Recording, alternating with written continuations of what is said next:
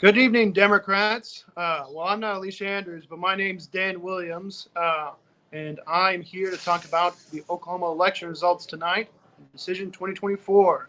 Um, the polls just closed a few minutes ago. We've got several races that we're following across the state. We'll give you a little bit of a preview of where they're at right now. So we've gotten a lot of the early vote in. We're getting more of it as we speak for the statewide election, for the presidential election. As you can see right now, Donald Trump is leading the state by about 28 points or so. This is fairly standard for the state of Oklahoma. We voted for Trump around 33 or 35 points last time, so a little bit closer this time. Multiple independent candidates on the ballot. We'll go to our next race here. Um, we'll look at CD5. You can see the early votes pretty close between Representative Stephanie Bice and Madison Horn here on the bottom. Bice commands about a 9% lead in the early vote right now. We don't have any precincts reporting as anything else than early vote. Scroll down from there. Look at Senate District 15. We've got nothing for Senate District 15 at the moment, so no early votes probably in Cleveland County. Keep going. District 21. This is in the Payne County and Northern Creek County areas. Randy Grellner leads Robin Fuchsa by about 15 points. Pretty close area, very Republican area that Trump won by overwhelmingly amount. So definitely interesting close race maybe developing here. In Senate District 35, we don't have anything reported here, so likely nothing reported early vote-wise for Tulsa County. Nothing for Senate District 39, same deal. Senate District 47, Kelly Hines just very narrowly leads the early vote here by less than 200 votes, by about 150 here. Very tight race, absolutely. This is the Republican district being vacated by Greg Treaty is terming out. Then we're going to look at House District 26. We have nothing from Pot County at the moment. So nothing from Cleveland County, so nothing for House Districts 45 and 46. We do have some early vote in for Comanche County, House District 64.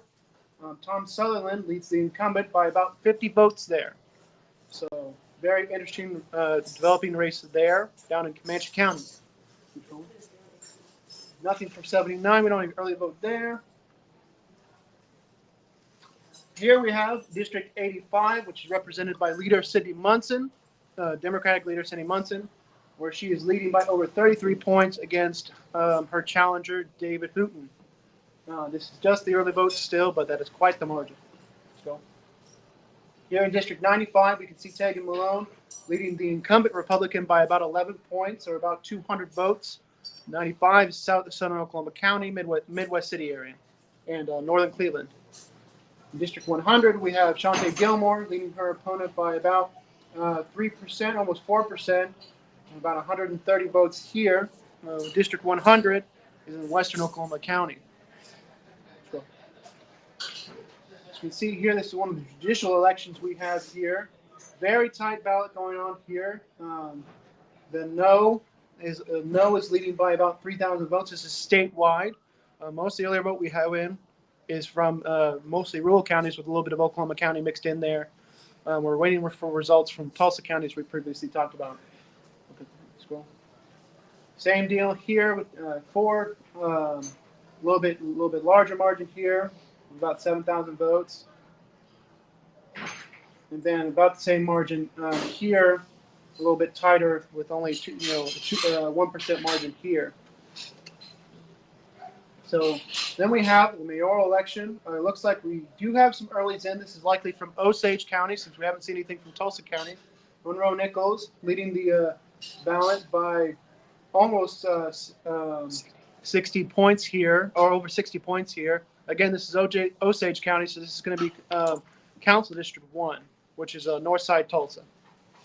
So those are some of the various. We have District 7 here. Nothing for this one. Those are some of the various races we're looking at right now individually.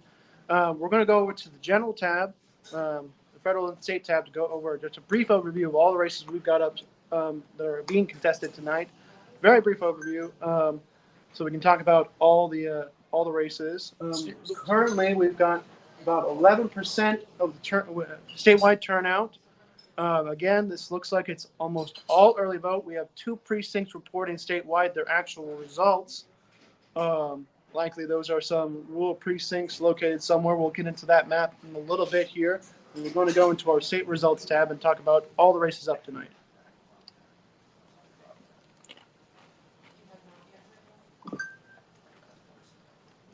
So, of course, like we said, our top of the line race right now is the electors for president and vice president. Currently, I think we just got Tulsa in as well. Trump leads us by about 24% of the vote, so it has tightened up a bit with the early vote. Very interesting trends there. As commentators have said, the early vote this year was a lot higher than what we've seen in previous years, even with 2020. A lot of the areas with the in-person early voting saw a lot of Republicans turn out in even in urban areas. So it is interesting to see the early vote be closer than the state election last time.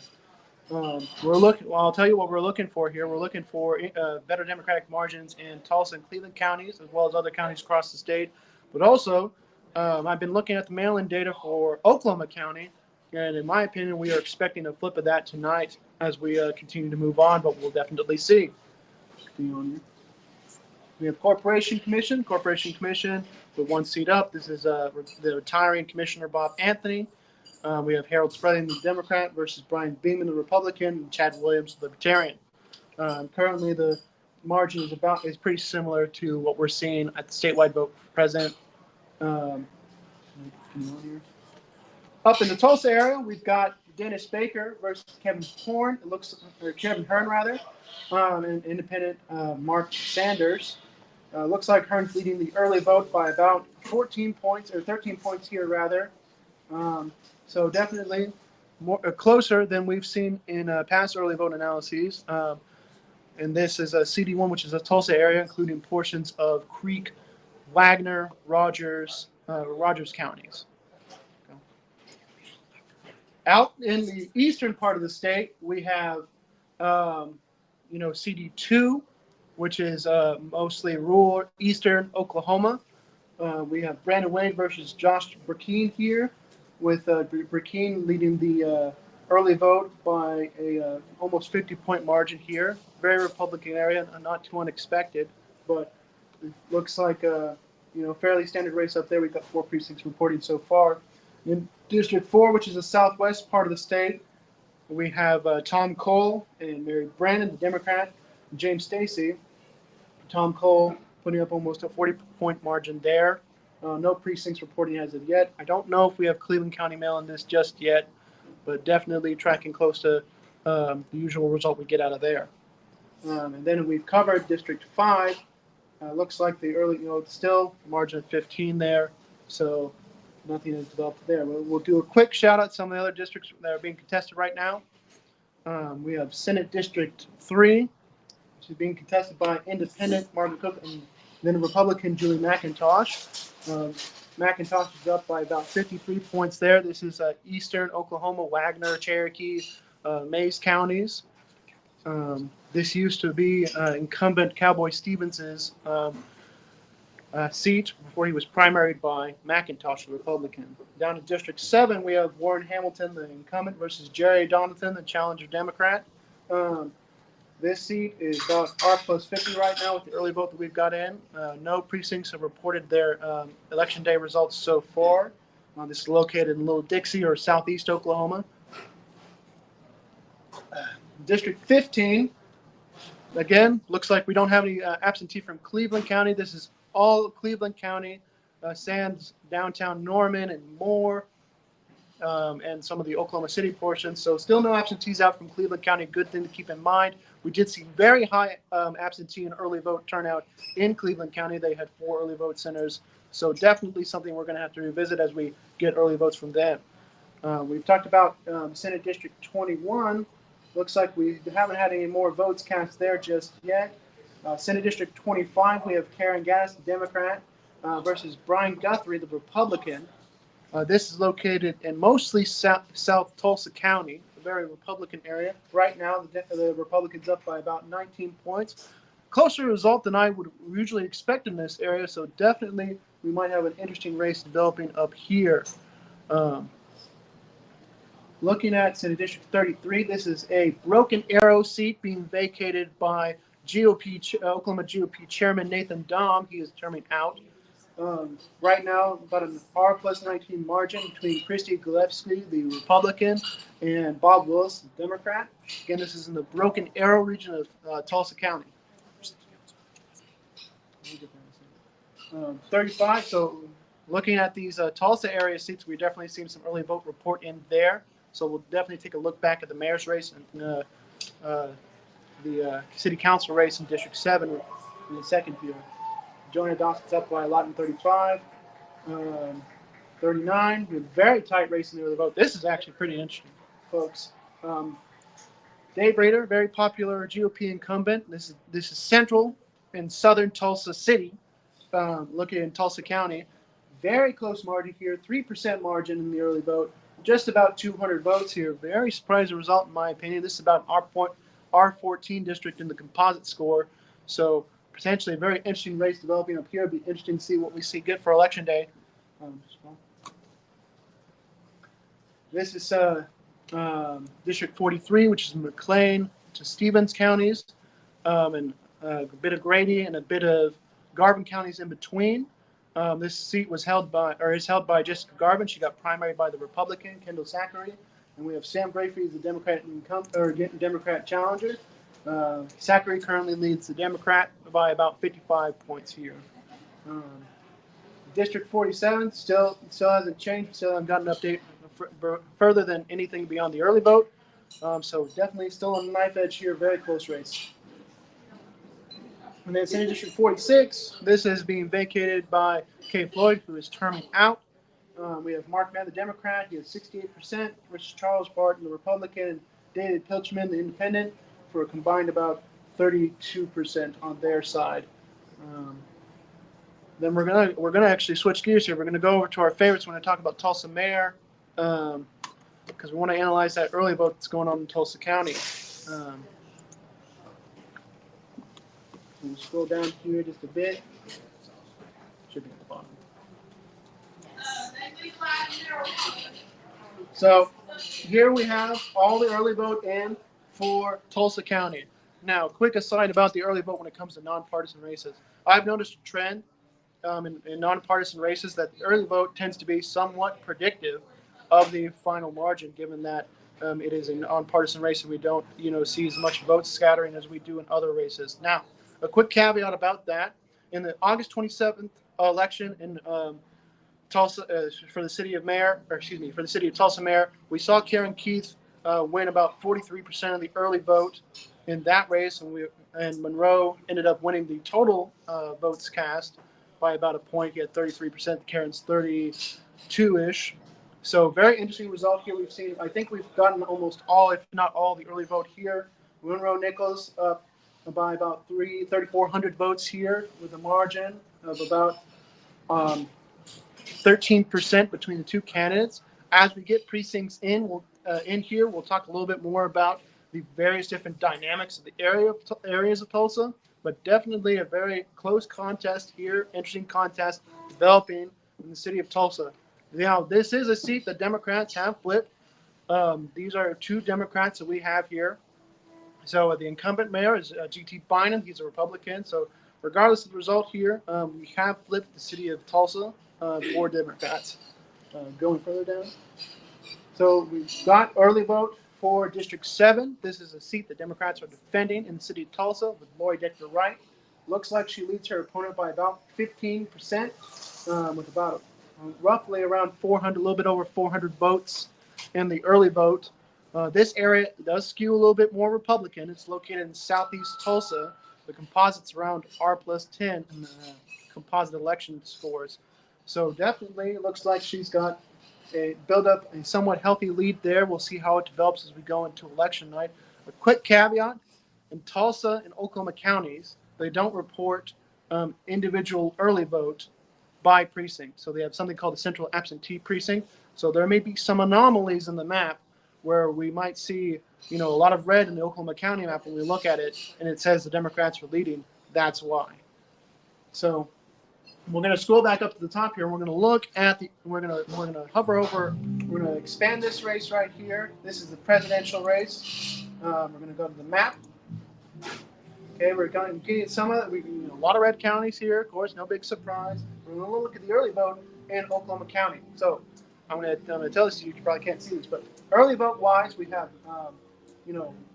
almost, I want to say 80,000, 88,000, 90,000 votes cast here. Kamala Harris and Tim Walz lead the early vote by a margin of about 8%, about a margin of 6,000 votes or so, 5,500 votes in the early vote there. So I don't believe Joe Biden ever led the early vote here. So definitely an interesting development here. Notably in Oklahoma County, Democrats and Independents outvoted Republicans in this county as opposed to the rest of the counties. We're going to mouse over to Tulsa real quick and look at the early vote that's going on there. So, very interesting result in Tulsa County regarding the early vote. Kamala Harris and Tim Walz lead by about 4%, a little bit under 4%. Here they lead by about 1,600 votes. And this is just early vote, folks. But very interesting. They didn't lead last time. Joe Biden didn't lead last time in the early vote. So certainly a different result there. So definitely a county to watch tonight. I think it's going to be a little bit more Democratic leaning this time around. We'll see certainly what the margin is. And then we're going to look at Cleveland County real quick. Still nothing from Cleveland County, it looks like. I'm not sure what's the holdup there. They did have a lot of people vote early, more so than any county, I believe, at least in person, due to them having 4 vote centers. So definitely maybe some tabulation stuff that they have to do there. They do allocate their votes by precinct, so they might be having to sort that all out real quick before they give us their early vote results. But as you can see, red counties bound across the state. No big surprise there. Oklahoma is still a red state. They call us a poll close, but we're definitely seeing some movement there on the ground. We're going to look at Comanche County real quick in the early vote. So looking at here, Donald Trump narrowly leads the Comanche County vote. He leads it by about 4% here, with about a margin of about 400 votes. Comanche County was about R plus 20, R plus 19 last time. So not a huge surprise that he's leading the early vote there, but definitely a lot closer than last time. So certainly some trends going on up there. We got more counties, reported precincts, still very red. So it looks like we still don't have any ground precincts in Oklahoma County or Tulsa County, or any other urban zones like Canadian or Payne. But we're going to mouse over Payne real quick here. So looking at that, Payne County, the Republicans, Donald Trump and J.D. Vance lead by about R plus 11, which is interesting because the combined early vote was around R plus 17 or so. So definitely some Republicans defecting over to the Democratic side, at least in the early vote. We'll see how that plays out in the rest of the votes being cast there. So this is the fun part of the election. Well, the hurry up and wait part of the election. We've got our initial results. We're getting more stuff, filling in the map here. But it's 1 or 2 precincts in the county, and we're trying to infer results from that. Mouse over to Cimarron County real quick here. Furthest west county in the Panhandle. Looks like we have 2 of 6 precincts reporting there. Joe Biden got about 5% here or so. So right now we've got 2 precincts reporting, and Kamala Harris is about at 7%. So believe it or not, improvement for Democrats. It looks like at least a little bit in this very western county. This is the smallest county in the state. It's generally the most Republican. But we're looking for those shifts everywhere, folks, because we're going to see how that impacts the overall race. I'm going to click view as summary. So as we've gotten more results in here, we've settled into kind of a typical trend for Oklahoma about where our results lie. It looks like it's about R plus 29 right now, which is still bluer than 2020. So very interesting there. We're getting mostly rural counties reporting their election day results. So those are going to be redder, folks. And we'll see how that, they're probably dragging the vote to the right there a little bit, but we're going to see where margins settle. I reckon it'll probably be pretty similar to last time, maybe a point or two bluer in Democrats' direction there. But definitely, you've got plenty of independents and libertarian on the ballot here. That'll impact some of the race as well, especially if we're talking about a margin change of 1 or 2 points. We'll go through some of our favorite races. Looks like we're getting some election day in Stephanie Bice and Madison Horn, CD5's race. And it looks like it's still around, hovering around R plus 15. We're going to view as a map here real quick. We take a look at that. Looks like we've got some precinct results in Oklahoma County. We'll go over each of these counties that reported something. We've got one precinct reporting in Potawatomi County. That's intertwined with the early vote there. Looks like Stephanie Bice is winning that by about 40 points there. In Seminole County, just to its east, looks like she's winning by about the same margin here. These Potawatomi County was a little bluer last time. We only have one precinct on the ground there so far. Up in Lincoln County, Stephanie Bice is close to the winning by about 60. We only have one precinct reporting there. Lincoln County, very Republican county, certainly no surprise there. In Logan County, we see Stephanie Bice leading by about 45. We've got 3 precincts reporting there. So, again, we're still waiting for a lot of election day. But in Oklahoma County, look at that blue county in the center there, folks. Madison Horn is leading by about a point, almost 2 points here. About 1,000 votes on the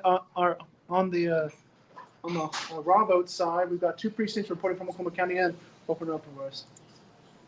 So looking at our 2 precincts in Oklahoma County, very blue precincts, we have Crown Heights, it looks like, or just north of Crown Heights maybe, very Democratic precinct, almost 80% Democrat. And just to its west, we have another very Democratic-leaning precinct with Madison Horn winning 70% of the vote there. Got a couple of precincts reporting to Oklahoma County. We're going to go take a look at our presidential race to see how they voted in the presidential real quick. Just go on. Look at the map. Click on Oklahoma County. Okay, looking at here, Oklahoma County. Looks like Kamala Harris and Walls have won the Crown Heights precinct by almost 70 points here, about 67 or so, 68. Huge. This is a downtown precinct. It's generally pretty blue. I don't think it's been this blue before, but certainly good margin there for Democrats. And remember, this is just the election day stuff. Another precinct there. Tim Walz, Kamala Harris winning that by about 40 points over there. And then we have a precinct down in the south side. Looks like Kamala Harris, Tim Walz winning that by about 2% or so down in the south side. So definitely some interesting races in here. There's about 5 raw votes or so winning that precinct. So some interesting dynamics developing here in Oklahoma County. And certainly we'll get a better picture of things as the race continues here. Let's go back here. Back to same there. Okay, still don't have any early vote from Cleveland County here. Still waiting on that. We have more counties coming in around the state. Still very red, and everything. Not too big surprising there. We'll take a look here at Potawatomi County. Look at Shawnee. So it looks like Potawatomi County has 1 precinct on the ground here. Overall, the vote, 66-31. Looks like it's about R plus 30 over there. Pretty standard for Potawatomi County, a little bit bluer than last time so far. At the downtown Shawnee precinct. So we'll take a look at the state map here again. I'm going to scroll up to the top here. Okay, it looks like we're at 16% turnout or so. Still nothing. Still no on-the-ground results for the mayor's race. Let's see if we can take a look at some of our other races here. Looks like there haven't been really any developments, so to speak. Oh yeah, we got the early vote for Jenna Dossett. She leads by about 30 points. Not really worried about anything here. Just wanted to check on the margin. She's one of our incumbents up this cycle in the Senate. Again, 39, very close race. 47, another close race that we have here. So two close Senate races. Um, yeah, then we. Okay, we got some stuff for Carrie Keck here. Looks like she's down by about 1,300 votes, or about 23%.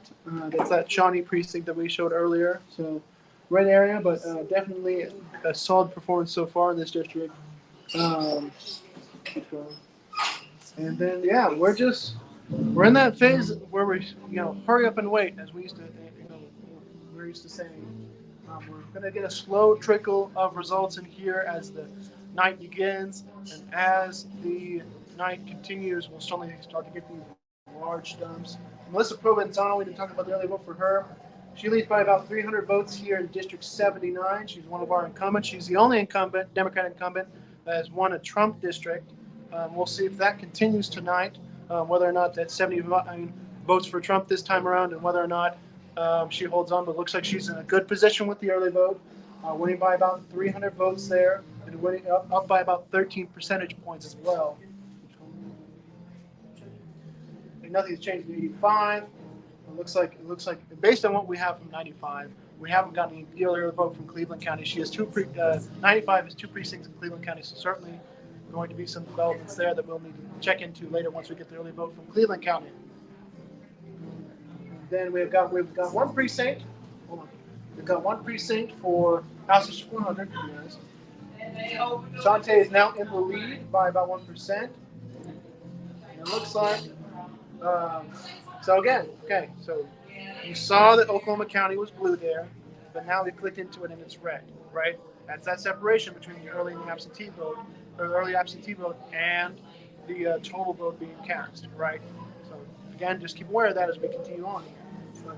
Election day vote, precinct 313. We have 404 versus Shantae's 321. So about 80 net votes for Marilyn Stark there, but overall Shantae's leading. So very interesting, close race developing here up in the western part of Oklahoma County. This is going to be one of our bellwether districts. Last time, Oklahoma County went for Trump by about 1 point. This district in particular, House District 100, went for Trump by about the same margin. So certainly, this is a district not only we're looking out for to see if we flip it with Shantae Gilmore, but also to give us more insight on what's happening in Oklahoma County.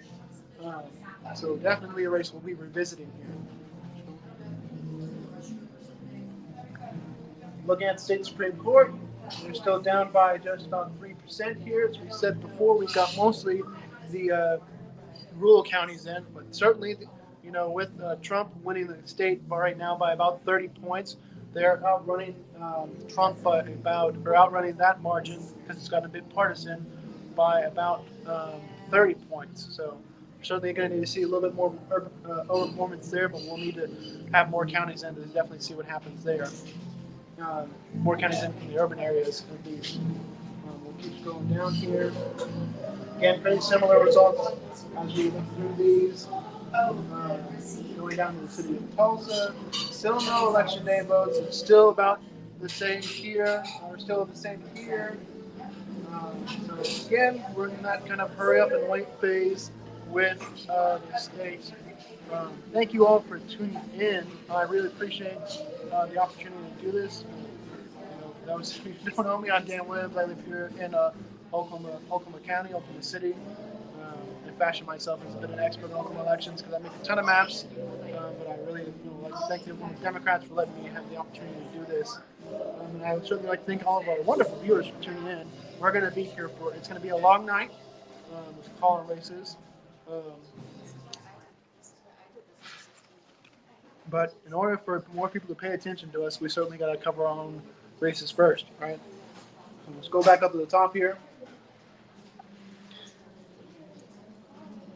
So it's about 7:45 now. We got 17% statewide turnout, 13% of the election day precincts reporting. Not a huge difference, not a huge update just yet.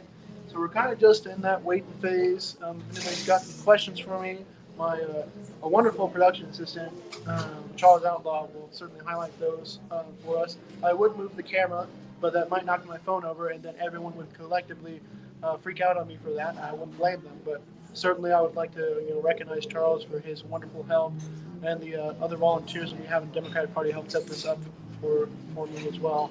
Um, okay, it looks like we just got some more precincts reporting. We're at 20% turnout here. We'll scroll down here. Let's mouse over Oklahoma County. So we got 5 precincts in Oklahoma County right now. Looks like this is another downtown precinct. Democrats are leading by about 10% or 7,000 votes on the nail. We've got some stuff in Cleveland County. We'll mouse over that real quick. So Cleveland County, we've got the early vote in finally. And one precinct reporting. We have Republicans are leading by about 3%, or excuse me, 3,000 votes there, about 9% for sake of reference. They won it by about 14% in total last election. Same with Tulsa County. It doesn't look like we have any election day from Tulsa County, so not any big changes there. But we're going to go down to Senate District 15 to look how the early vote's been spread out there, and then talk about our 2 incumbents in House Districts 45 and 46. So here we have Senate District 15. We'll take a map. Oh, that's right. We don't have the election day. My bad. We'll just go to the summary. Go to the summary. So here we have the early vote for this area. Looks like Lisa Standridge is up by about 15,000 votes, or excuse me, 1,500 votes rather, and about 11% here. This seat is vacant. The Republican's husband, Senator Rob Standridge, is terming out. So we have his wife, Lisa Standridge, running for the seat, and we have the Democrat, Elizabeth Foreman, former city councilor in the city of Norman. Scrolling down to our House races here, we probably have some stuff for them. House race 45. We've got Annie Menz here. Looks like we do have some election day here.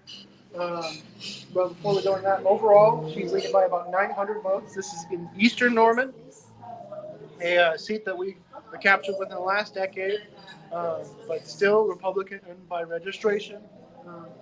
Looks like she leads by about 12%, with the Libertarian in the race taking 3%.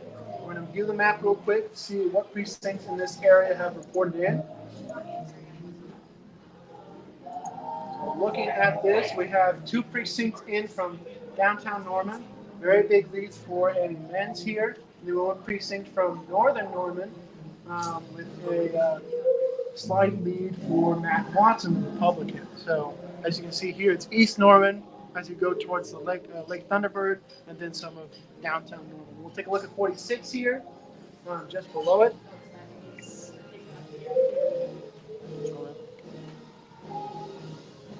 So here we have Jacob Rosecrans, the incumbent Democrat, versus Andrew Torvey. Rosecrans is up by about 11%. Looks like we've had a lot of turnout here, 11,000 votes cast. House District 46 is a very high turnout area. It's West Norman, Brookhaven, a lot of rich neighborhoods, a lot of highly educated neighborhoods, so a lot of high turnout there. Rosecrans leads by about 1,300 votes, 11%. Again, this is mostly early vote, but it was noted that Cleveland County early vote was particularly Republican, so definitely very interesting here. We're going to take a look at the map. Look what precincts are put in for this race. Looks like we've got 4 precincts. So we have that westernmost precinct. This is on the Cleveland County border. This is one of the more Republican precincts that he has. And then we have Brookhaven, which is his richest precinct down here. Looks like he won Brookhaven. Looks like he narrowly won Brookhaven by about 13 points. His win usually goes for Republicans, so definitely a good result for Rosecrans there. And just south of Brookhaven, we have one of the other richer neighborhoods. Looks like Rosecrans is won by 11 there. So definitely some good results from Western Norman here for Jacob Rosecrans as he leads the area by 11. So certainly very interesting race brewing up here. Looks like Jacob is doing well. We're going to go back up to the top and check in on our presidential race and see how the state is reporting. Looks like we've got 21% of the turnout right now. 20% of election day precincts in. So definitely we're starting to get more of a trickle in here. Not exactly a torrent just yet. Still nothing election day from Tulsa County. So we're definitely waiting for stuff from there. But I think we might have some more stuff from Oklahoma County. So we'll mouse over there real quick and give you the details of the race. So we've got 11 precincts reporting in Oklahoma County. It looks like it's bluer than the last time we left it. So certainly there's probably some more blue precincts that reported there. Um, Looks like that Kamala Harris and Tim Walz lead by about 10,000 votes, or 12%, almost 13% in Oklahoma County. We're going to click on Oklahoma County, do some analysis on what precincts are reported. So it looks like we've mostly gotten precincts from the east side. For those of you unfamiliar, this is the majority black area of Oklahoma City, so certainly very Democratic. Um, Gotten a lot of precincts there. We're going to mouse over a couple of them, see what the turnout is. Precinct 436, we see Kamala Harris Tim Walz won by almost 400 votes. They got 70% of the vote there. Looking at some of these east side precincts, large margins, not to be unexpected, but larger than last time it looks like. So this is brand new. Oh, looks like we just got another dump from Oklahoma County. Precinct 431, Kamala Harris, Tim Walz won that one by about 80%. We're starting to get some we're starting to get some precincts in the Nazarene corridor, is what I like to call it, out towards Bethany, but still in Oklahoma City area. And it looks like we're getting a lot of precincts in House District 99, that area, if you're familiar with it. Big margins for Democrats, again, with generally majority black precincts, so certainly to be expected, but also seems to me that we have pretty good turnout in a lot of these areas. Again, the absentee and early vote is parceled out, so this is all election that we're looking at right now. Again, big turnout here, 82% of the vote. Look at this one. So here we got 5, 6, 7, 71% of the vote. There's certainly some large turnouts here in the east side. Go back. County overall. Well, we've gotten a couple precincts from Northwest Oklahoma City. So we've got Donald Trump up in this precinct. This is precinct 472. This is in Northwest Oklahoma City. Looks like he's won that one by about 27 points, or about 200 votes or so. Then up further north in Deer Creek area, he's won that by about 25 points, or about 100 votes. So definitely a little bit lower turnout than those east side precincts that we've been talking about. But certainly, things seem to be, we're starting to get that higher report of results for Oklahoma County. Definitely some interesting things brewing here. Democrats seem to be outrunning their margins that they did in 2020 here. Overall, okay, we do have some stuff from Tulsa County. We'll cover that real quick as soon as we're done with Oklahoma County. Overall, with those last reports that we got, Kamala Harris, Tim Walz are up with 15%, almost 15% over Donald Trump. Looks like they lead by about 8,000 votes. So certainly very interesting there. Very interesting race brewing in Oklahoma County with about 20% or 20 precincts in. Almost 10% of the precincts in Oklahoma County. We're going to mouse over to Tulsa County now. Now we have some Tulsa election day. And it looks like Kamala Harris, Tim Walz are up by about 2 points, or about 1,200 votes. Very interesting to see that. And we're going to click into Tulsa County. We're going to look at where we're getting those results from.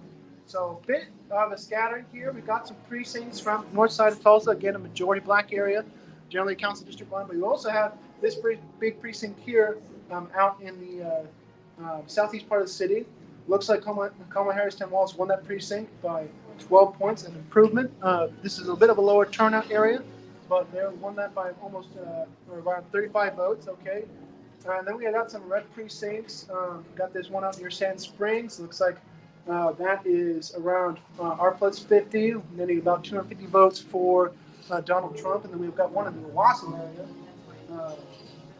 netting about almost 300 votes for Donald Trump, and then he won that by about 33 points there. So mostly precincts from the north side. Those are going to skew very Democratic. We haven't gotten some of the bigger north side precincts just yet. But definitely very interesting race to see right now, with Tulsa County looking a little bit more purple than it usually does. Again, that county was about R plus 14, R plus 15 in 2020. So definitely what we're looking for there is to see how much the margin improves. I appreciate the compliment from Red State Dems for a local insight. I do try my best to know about the state of Oklahoma. I've been to all 77 counties. I've made probably well over 1,000 maps of the state at this point. I do consider myself quite the Oklahoma fan, as you can see with my custom-made Brahms hat. A good friend of mine made this. We're going to go back out to the state now. and take a look at what has developed across the state for the presidential race and see if there's any changes there real quick. So, return to statement. Scroll up. So it looks like we're at 25% turnout right now for the state. What we're seeing, and we just got a bulletin from House District 100. It looks like that the Democrat has lost by 287 votes in House District 100. So certainly a very close race there. We'll see how that has developed overall precinct by precinct as we get more results. So we'll take a look here at the presidential elections real quick. We've got 28% of the election day precincts in right now. Looks like we only have a few counties still withstanding election results. We'll mouse over to Oklahoma County, see how many precincts are reported there so far. Looks like we're still out of 20. Look over at Comanche County, down there in the southwest. We have 2 precincts out of the 40 reporting there. Donald Trump with still a pretty small lead there of about 400 votes and about 4.5% or so in regards to the percentage. So getting more results as they come in right now. We'll take a look at some of our, now that we have some of the election day vote, we're going to take a look at some of our Tulsa area races for State House and State Senate, see how they are doing down there. So keep going, keep going. So we have District 39 here. It looks like Melissa Bryce is in the lead. She probably has precincts reported from the northern part of Tulsa, from the northern part of her district, which are more Democratic. Reminder, she was going to, excuse me, Dave Breda is in the lead, excuse me, about by 1.5% or about 130 votes. So looks like we've got some Democratic leading precincts that we saw there. So definitely a close, very close race developing there. We're going to scroll down here real quick. Look at Senate District 47. And one precinct into 4 is there. Just look at the map real quick. I think that one precinct is that the Emmett precinct that we talked about earlier. Definitely a very Republican precinct. So certainly about R plus 25 there. Closer than it was in 2020. So very close race brewing in that area of Green County. So we'll scroll down here to some of our state house races in Tulsa County since we finally got election vote for them. District 79 doesn't look like we have anything reported there. So we're just waiting for more results, people. We don't have any precinct results for District 100 yet. Yeah, we'll take a look at the mayoral race real quick. So right now, a lot of those precincts in the north side of Tulsa that are reported have increased Monroe's lead to about 15%, almost 15%, a little bit over 14 rather. He's leading by about 4,000 votes there. Like we said earlier, he did well in this is mostly early vote for this area, and generally how it usually goes is in these nonpartisan races, generally who wins the early vote tends to win the election. We'll certainly see if that trend holds true here. And we'll look at our council race, see if we've got the election day for that. Looks like we've got that one precinct that I talked about earlier. It looks like that precinct came in favor of Lori Dictor Wright, and she is now leading by almost 500 votes in District 7, which is that council district in southeast Tulsa. We're currently looking for more results, so we'll scroll up here and see what's reported. How the night is carrying on. We're at 27% right now, and 34% election day reports. So we'll go down here and see how our various counties are developing. We have 3 counties outstanding right now. We'll take a look at Oklahoma County, see if we've got any more precincts in there. Looks like we're starting to get more precincts in Oklahoma County. This is a 424. This is a precinct that is generally very Republican. Looks like a small improvement for Democrats here. Donald Trump leading this area by about 300 votes, or about 27% 6%. So we got some other precincts coming in. We'll take a look here in the west. Over at this precinct down here, another Trump plus 35 precinct. Videos by about 200, leading by about 240 raw votes there. I think we have some precincts up in the Edmond area. No, doesn't look like that. We've got a precinct down here in Nichols. Let's see here. R plus 17 looks like they need raw vote wise. It's about R plus 150 raw votes. We'll go back here to the state map and mouse over Oklahoma County real quick. See what the total results are. Just give them a moment to load here.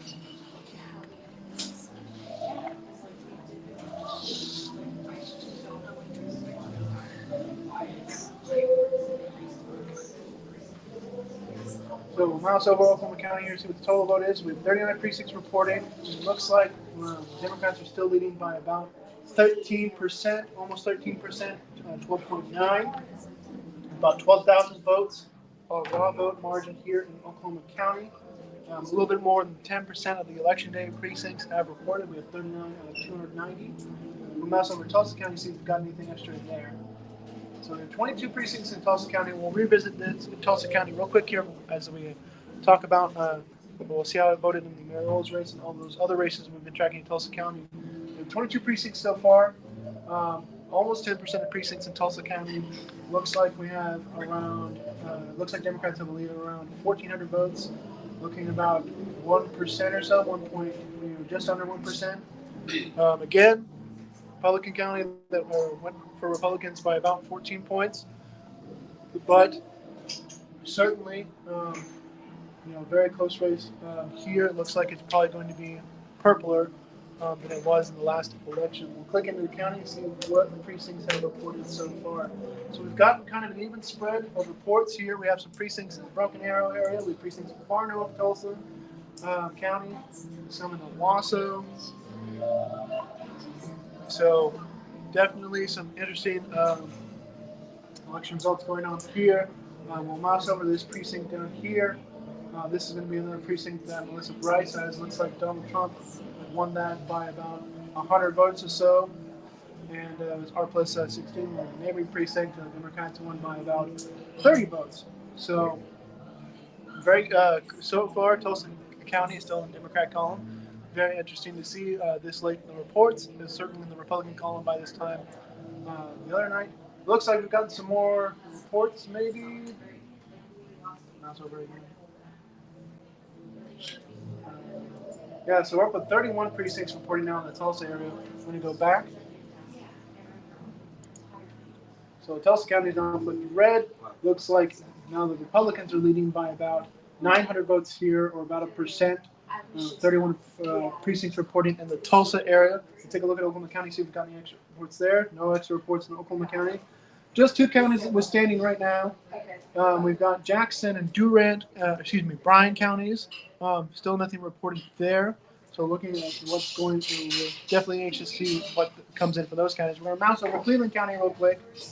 We have 39 precincts reporting in Cleveland County, so we're going to go we're going to go see our Norman friends real quick here right after this. Right now, Republicans lead by about 8%. Certainly closer than it was last time with R plus 14 in 2020. Looks like as far as raw vote goes, Republicans, Donald Trump, J.D. Vance have about 6,000 votes lead there. Let's go south. Let's scroll down and go to Senate District 15 real quick to check in on that. Looks like Lisa Standridge is leading by about 17 points there. Not a big surprise. That's kind of the everything but Norman area. So certainly more Republican region in Cleveland County. We'll go down to our House races. House District 45 and 46. Looking down at those. Looks like Mins is still in the lead. It looks like she's got more than half our precincts reporting so far. We'll click into it and see which ones. So she's gotten some of these She's gotten some of these outer northern precincts. They're redder, right? We've got this one here in Lake Thunderbird. Watson has won that by about 20 points, and netted about 130 votes out of this precinct. Certainly, he would want to do better there if he wanted to unseat Representative Men's, but we have to see what the other two Thunderbird precincts are going to look like. But Men's has gotten beater margins in a lot of the Norman precincts, Norman areas. So it looks like she kept it close here in 339.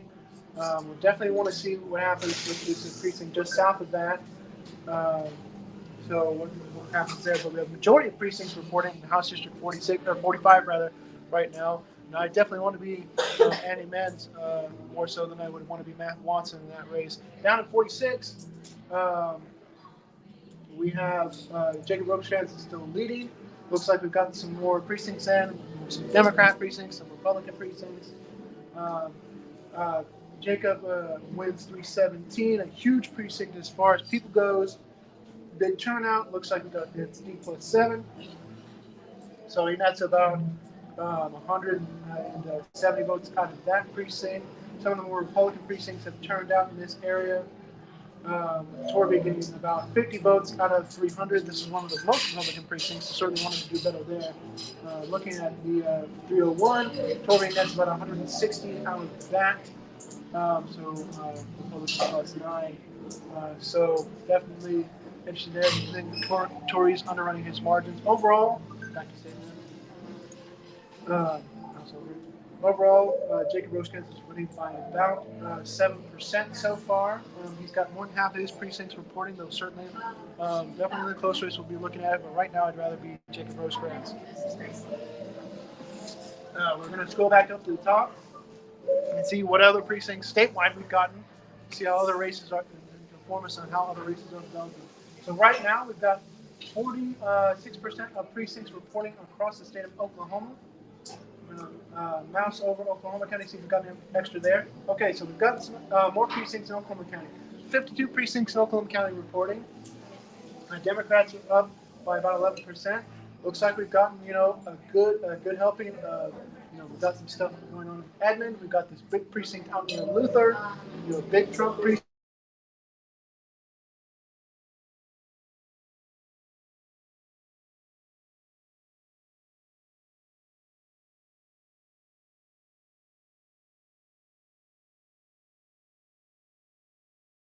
Just election day vote there. We've got some precincts in Edmond. We're going to look at Edmond. Uh, Precinct 351 over here. This is a precinct that went for Trump that showed me a lot closer than it was last time. Um, so it looks like we have just north of it, we have a different precinct. Precinct just barely went for Trump, only by 5%. This is a little bit more diverse precinct in the Edmond area, large Latino population. So certainly keeping a close race there. We're going to look down at some of our south side precincts right now.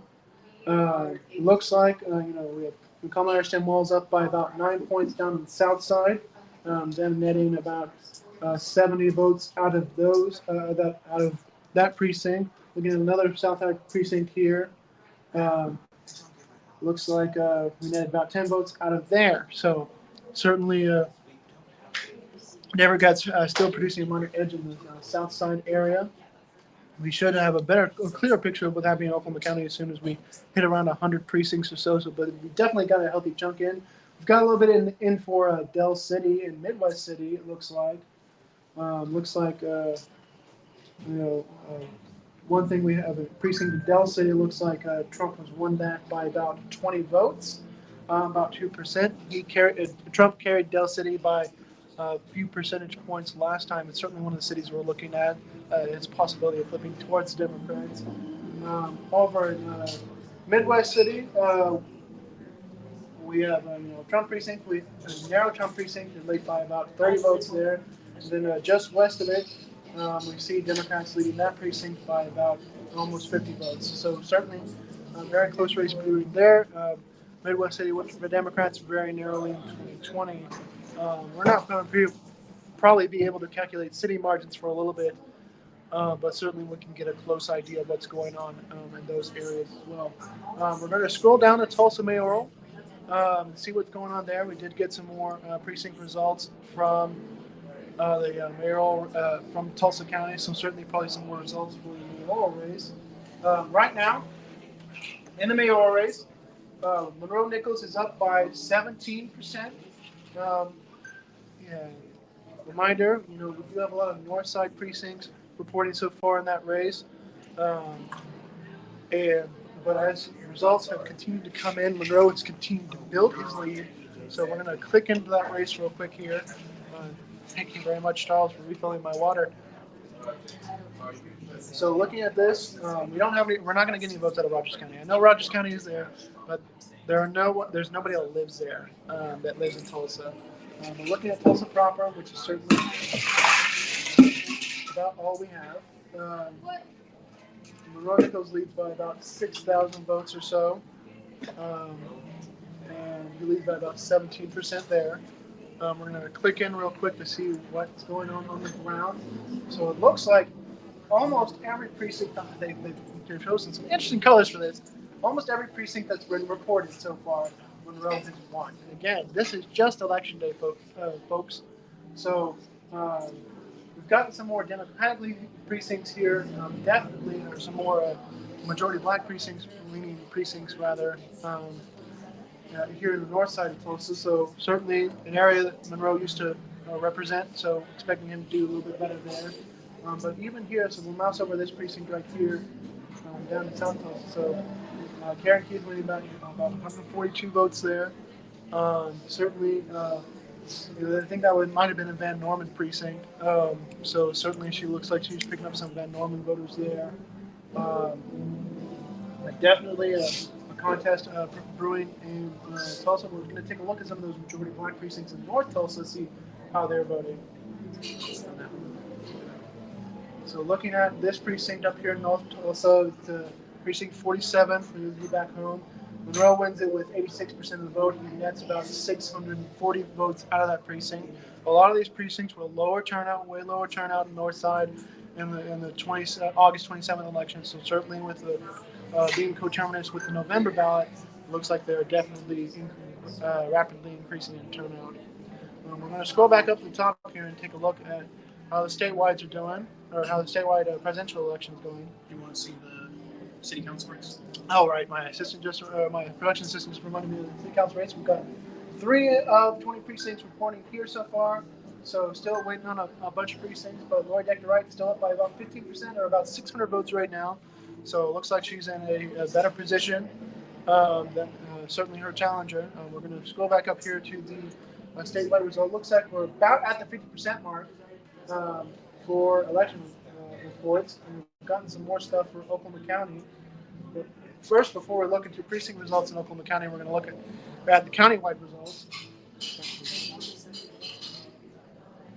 So looking at countywide results in Oklahoma County, we have 71 precincts reporting. Definitely starting to get a lot of more Republican precincts in here. Looking at Democrats, about D plus 9 or so, almost D plus 10. Um, Democrats lead by still about that 12,000, maybe 11,600 vote margin. So certainly a good numerical lead there. Looks like statewide, Donald Trump is leading Kamala Harris, Tim Walz, by about 36 points. So currently a little redder than 2020, I believe. But certainly the coalitions are changing a little bit because we have this little blue dot in the middle so far, at least. We're going to look over at Tulsa County and see how they're voting in the presidential election. We've got 55 precincts there. Republicans have started to build up a little bit more of a lead. It's looks like R plus 3 or so in Tulsa County, and we have 2,000 votes, 2,000 vote lead for Donald Trump, Kamala Harris. For Donald Trump there over Kamala Harris. Looking into Cleveland County, down here, we've got 68 precincts reporting over there, so it's definitely starting to pick up. The pace is definitely starting to pick up here. JD Vance and Wall, or JD Vance, Donald Trump, JD Vance are leading by about 11. So remind you, this county was R plus 14 in 2020. We're going to click into it, see what we've got so far as reports. We've got a good chunk of Norman here, it looks like. A lot of areas, and then looks like we've got a lot of more just the north of Norman, a lot of the South Oklahoma City, some of the rural areas. So definitely, something to consider is how those reports, how those early vote sites are coming in. As far as turnout goes, we've got some big margins here for Donald Trump and JD Vance. Almost 1,000 votes in that one. almost 1,000 votes in this precinct here. It does look like they're slightly bluer than they were previously. Um, so we're going to check back in with our Norman House races real quick here because it looks like we're probably going to have a lot more results to talk about there, and we might be able to call some races down there. So definitely Republicans leading here.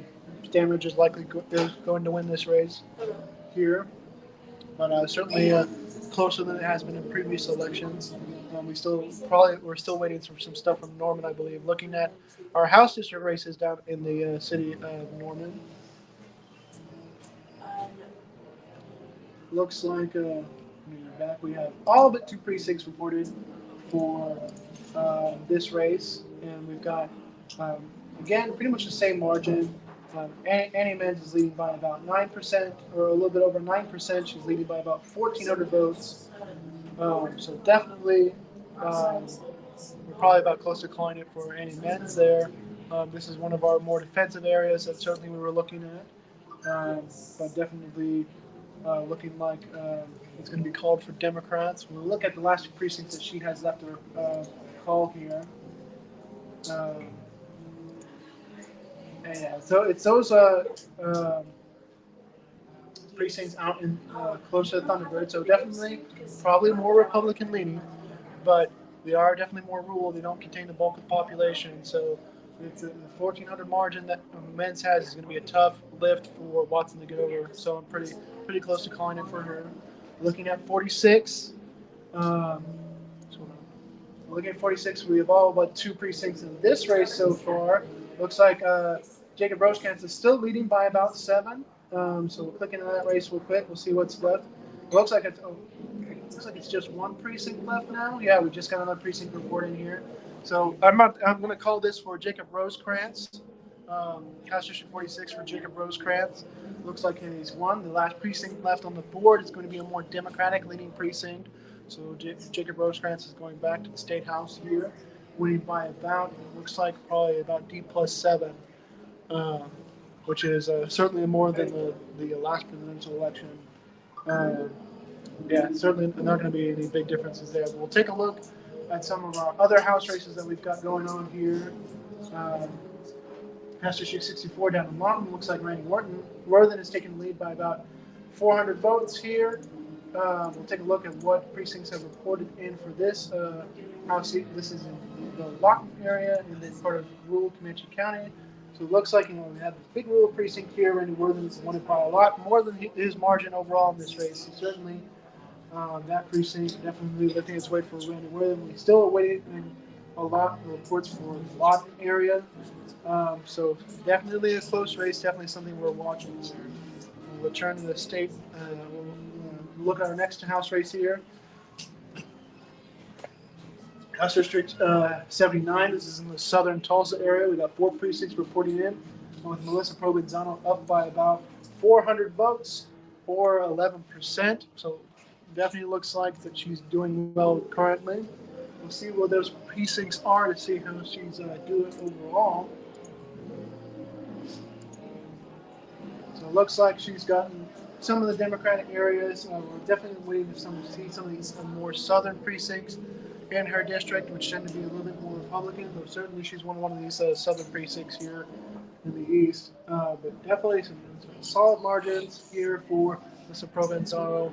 One Republican precinct that has about no people in it, it looks like. So definitely she is doing well right now. We'll take a look at some of the other races. So out here in House District 85, we have almost half the precincts called, with Cindy Munson leading by about 25%. This is in the Nichols Hills area, looking over Lake Hefner. So certainly, definitely a more Republican area of Oklahoma County, but it does seem like she's carrying it pretty healthy. We've got half the precincts in for taking Malone's race down in the House District 95. And it looks like Max Wolfe is now up by about 7 votes, or 700 votes, or 7% rather, about 500 votes. We'll take a look at the map to see what's reported in here so far. So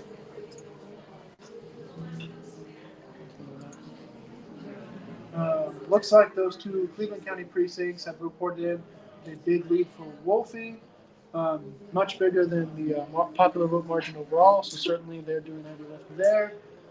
Looking at the Oklahoma County portion, where she has looks like she's winning some precincts, but certainly still a lot withstanding there. Um, Definitely, I think still toss up. We're not close to calling this right now, but we'll see how it shakes out here. And then we had House District 100, which of course was all for the Republicans, so we'll skip over that race. Um, Looking at the Supreme Court race, with a knife edge vote still for the Supreme Court races, just about a 2% here margin, about 20 rather. Oh, we just got an update.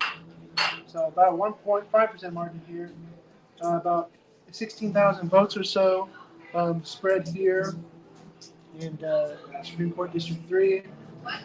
We'll keep scrolling here, and a bigger margin for the no vote here. And then this number 7, show the text here, show text. This is for James Edmondson. Looks like this is the closest one, which is actually a bit surprising, in my opinion, because Edmondson was actually the closest, had the closest margin last time. As far as the retained vote, he only got retained by 18%. Looks like he's the closest here by just about 1,200 votes, or about a tenth of a percent here. So closest retention margin here. Definitely interesting to see what's going on here. And again, this is probably mostly rural turnout. A lot of the rural counties have probably finished their counting at this point, reporting the results. So definitely a lot from the urban areas that we're waiting on. We'll scroll up here to the presidential map to see what's reported in. So we're about 43% state turnout, 66% of the precincts reporting in so far. We're going to go back here. We're going to mouse over Oklahoma County. So Oklahoma County we got a good third of precincts reported so far. Kamala Harris, Tim Walz up by 7% now, so definitely probably got some more of those Republican precincts in.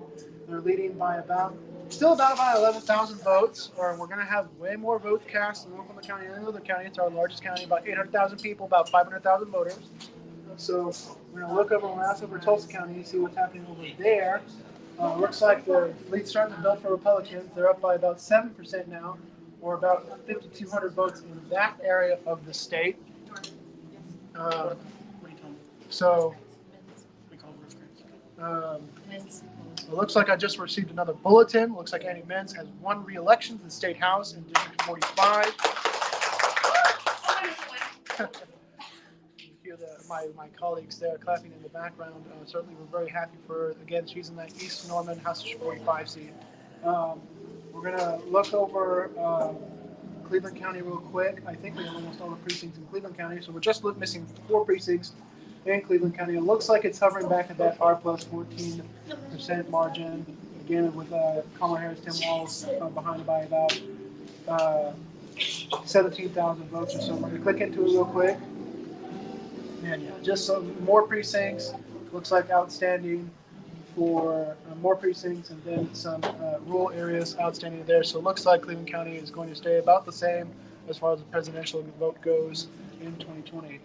Turn the state map. Look at the Tulsa region. So we've got 73 precincts reporting in the Tulsa region. Real quick, we're going to click in here.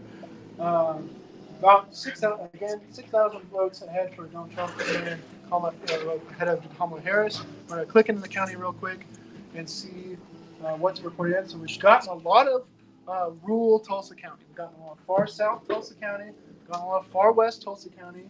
We've still got about the same reporting in for Tulsa City, so the mayor's race hasn't changed that much, most likely. Got some stuff in from Broken Arrow, and then from far north Tulsa in the Owasso area. So certainly that can explain some of our more Republican tilt in the region. We're going to see how this race develops as the night continues, as we get more reports from Tulsa. But we're actually going to scroll down back to Tulsa Mayor and see what's going on over there. So we have Tulsa Mayor. We're going to look at the summary real quick here, see what the total is. So We're still hovering around 17% of the, or excuse me, a margin of 17% for Monroe Nichols. Um, Looks like about 45 precincts report about 27% or so. I believe that's a little bit more than what we had last time when we covered this race. It looks like we're still at 3 precincts for where we get to write down at District 7, but we're gonna look. We're gonna jump back up to some of our state senate races and take a look at what's going on on those areas.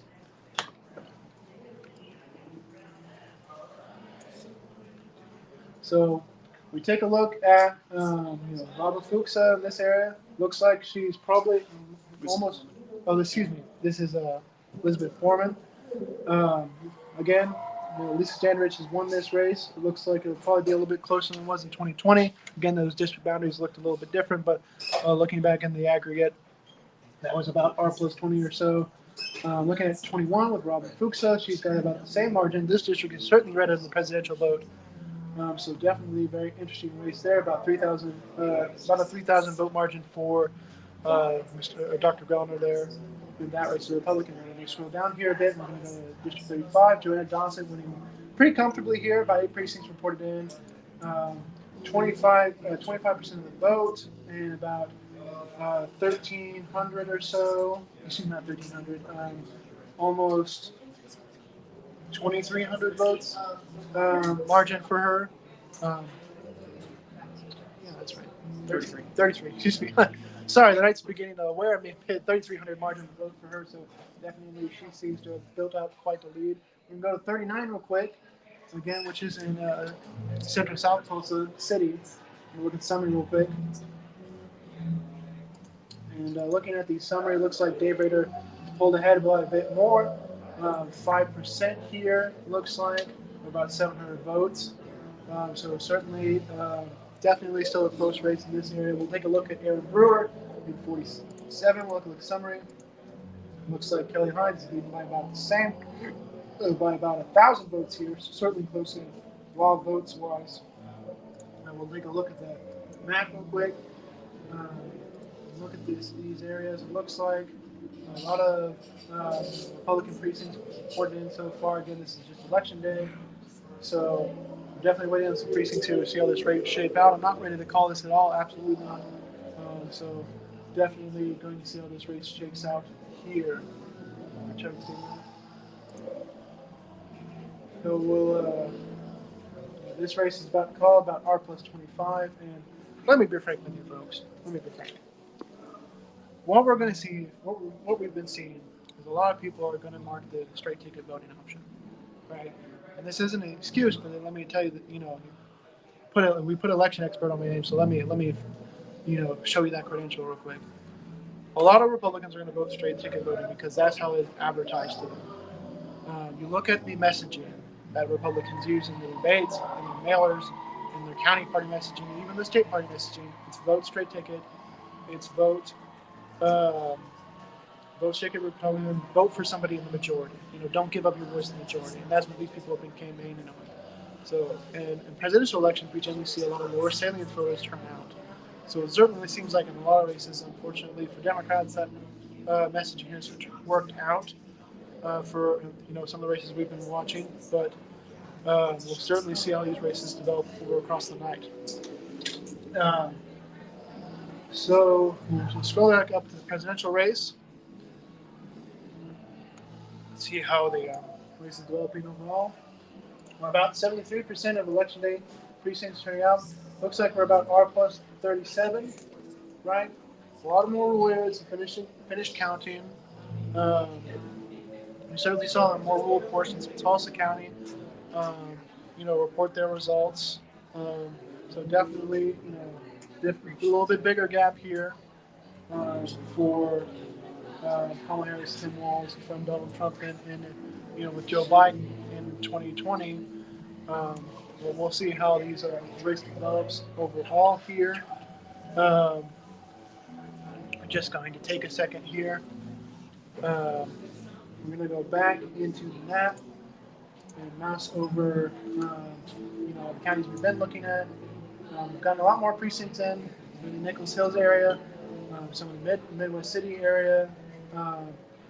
Definitely some ties are showing up here in the smaller precincts. If you could back out and mouse over Oklahoma County so you get the summary.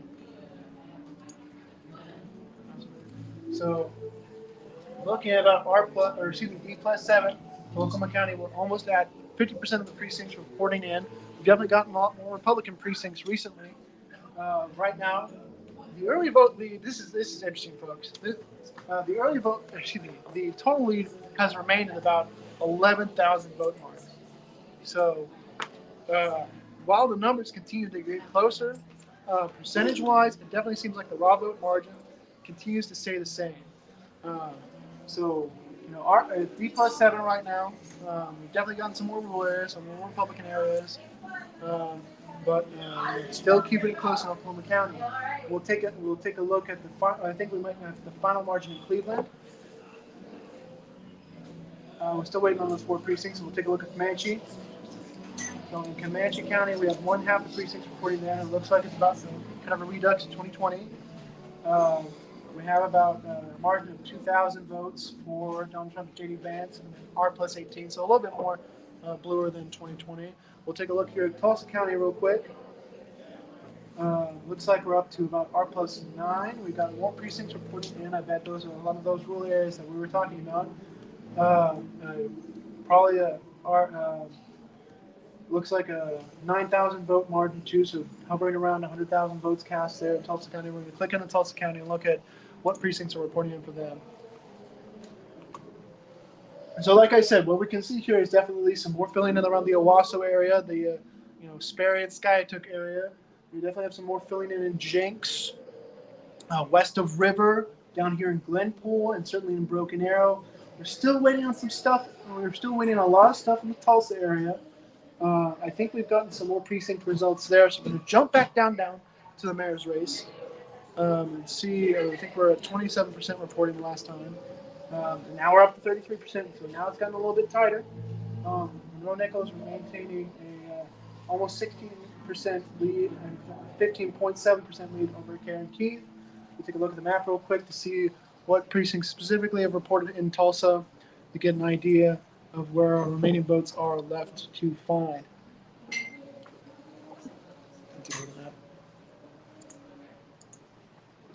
So we've gotten Wagner County. Wagner County cast 14 votes. Karen won it by 2. Not a huge report there. Looks like we still haven't gotten anything out of Osage County yet. Very interesting. We've gotten an early vote, of course. It's a little portion of southeast Osage County. This is in District 1, City Council. Very likely, very leaning, it's a majority black region. It's likely very Monroe. You represent an area just east of here. So, still waiting for some stuff there.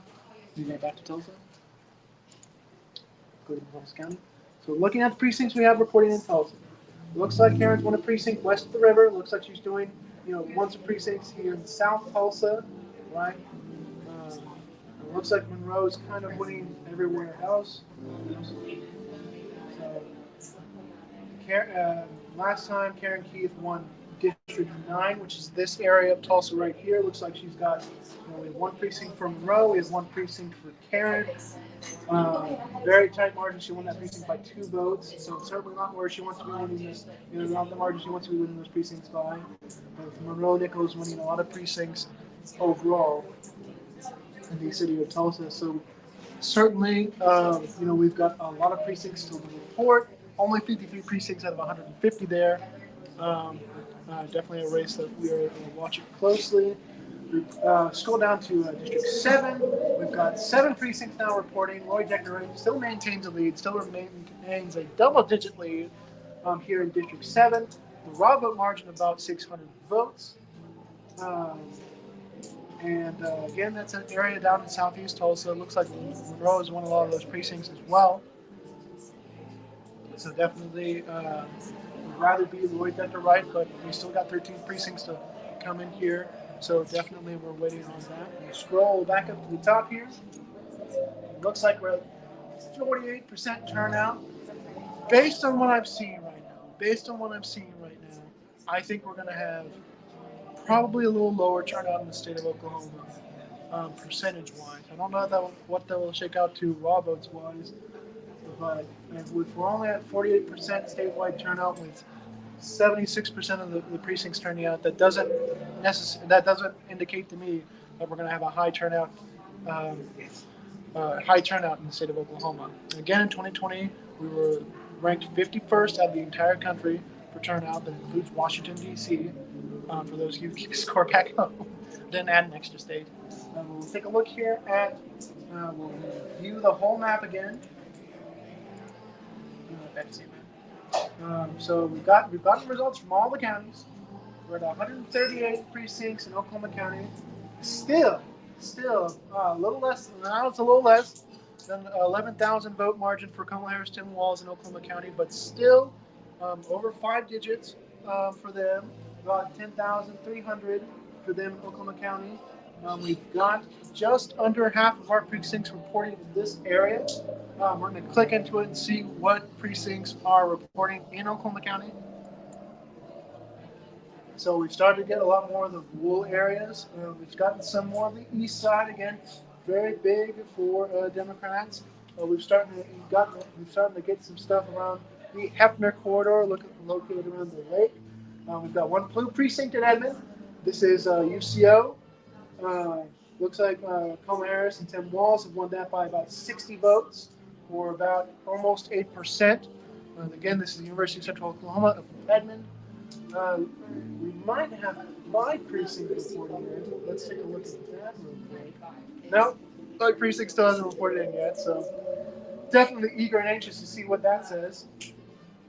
Now it looks like again, this is all election day, so this map is probably looking a lot redder than what would indicate as a Democrat +7 lead. So just that important caveat there. We've gotten a lot of precincts from this northwest Oklahoma County area.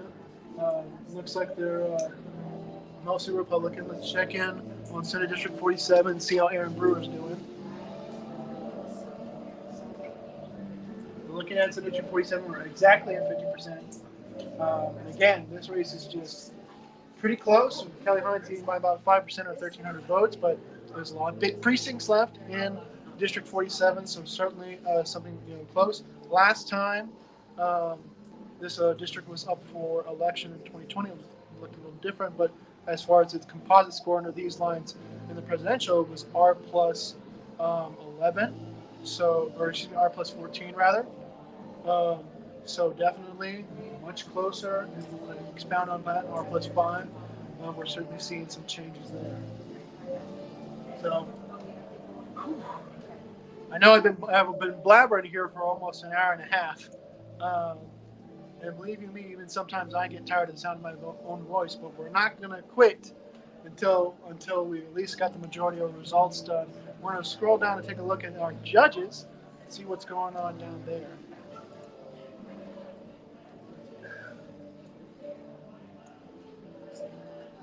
Judicial section still very close.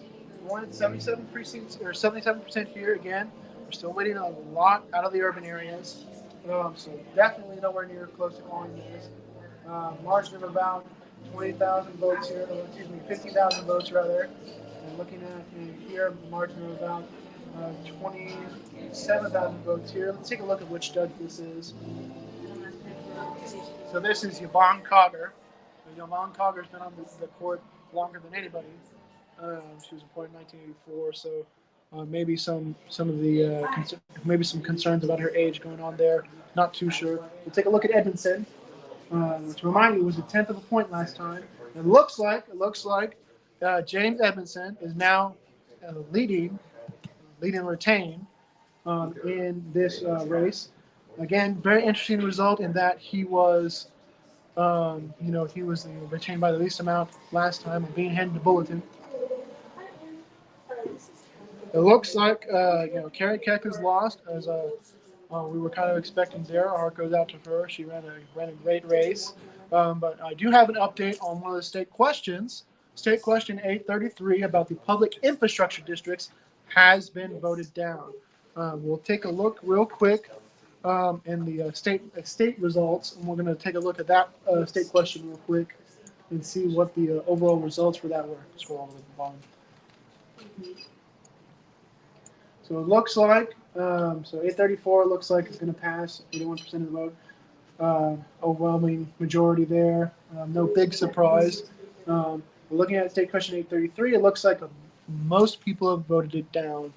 Um, Again, with 70% of the vote in, I don't see this question passing. We'll take a look at the map real quick just to see if there's any variances. I don't really expect them to be.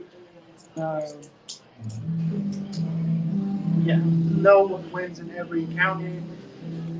Honestly, pretty similar to a partisan result, but I don't think Democrats were overwhelmingly voting for this. I think it was mostly um, just people who vote yes on state questions, which are certainly there are so there's people out there who just vote yes on every state question. So certainly an overwhelming defeat for state question 833 about the public infrastructure districts, and likely that 834 is going to pass. So we'll scroll back up to our favorites. Um, we're hovering just under 50% turnout. We've got almost 80% of the precincts in. So we'll take a look at what has changed for our counties here. So again, we're looking at Oklahoma County now R+6. Looks like we're down to 8,000 vote margin here. 8,400 vote margin here in Oklahoma County. We got we're over halfway reported now. We'll take a look at what has reported precinct-wise in the county. Click in here. So we're definitely starting to get a lot more of those Republican precincts. Definitely some more in the Edmond area. Definitely some more in here in the eastern part of the county. We're still waiting on a lot of Democratic-leaning precincts in this kind of near Nazarene corridor area. Democratic-leaning precincts in the south side. As you can see, winning there by about 70 votes or about 25 points or 27 points. Here by about 9 points, and here by about 3. So looking at, definitely waiting on some of the downtown precincts up in the up over here, which will be a higher turnout. So definitely still a toss-up. Definitely very close. So certainly we're waiting on a lot of results there. We have a couple of east side precincts still left to report here in the far east. And then some Democratic leaning precincts up in this area, Village. So certainly not ready to call it by any means, but definitely Democrats are still in the driver's seat here as far as it comes to Oklahoma County. There's some Democratic precincts probably left out here in the Middle area as well. We're gonna go to Tulsa real quick. Oh, looks like we just got an update for Oklahoma County. We go back and we're gonna look at doing a mouse over Oklahoma County. So definitely a closer race developing here in Oklahoma County now. Democrats are up by 7,000. We're about R+3, or excuse me, B+3. So certainly a narrow margin here in Oklahoma County. And we're going to look over at Tulsa County real quick. Tulsa County is about R+7. Done 103 precincts there, so almost half the precincts in Tulsa County have reported. Looks like 9,000 vote lead for Donald Trump Jr. there, or about 8,700 rather. So definitely, we're seeing some stuff there. We're going to go to Tulsa House real quick, or Tulsa State Senate, District 35. And it looks like we've still got 13 precincts here. Jonah Dawson's still leading by a lot, over 4,000 votes now. So. I don't see this race changing a lot, but I would like to get a little bit more than 50% in to see how to call it. Looking at House District 79, Melissa Provenzano.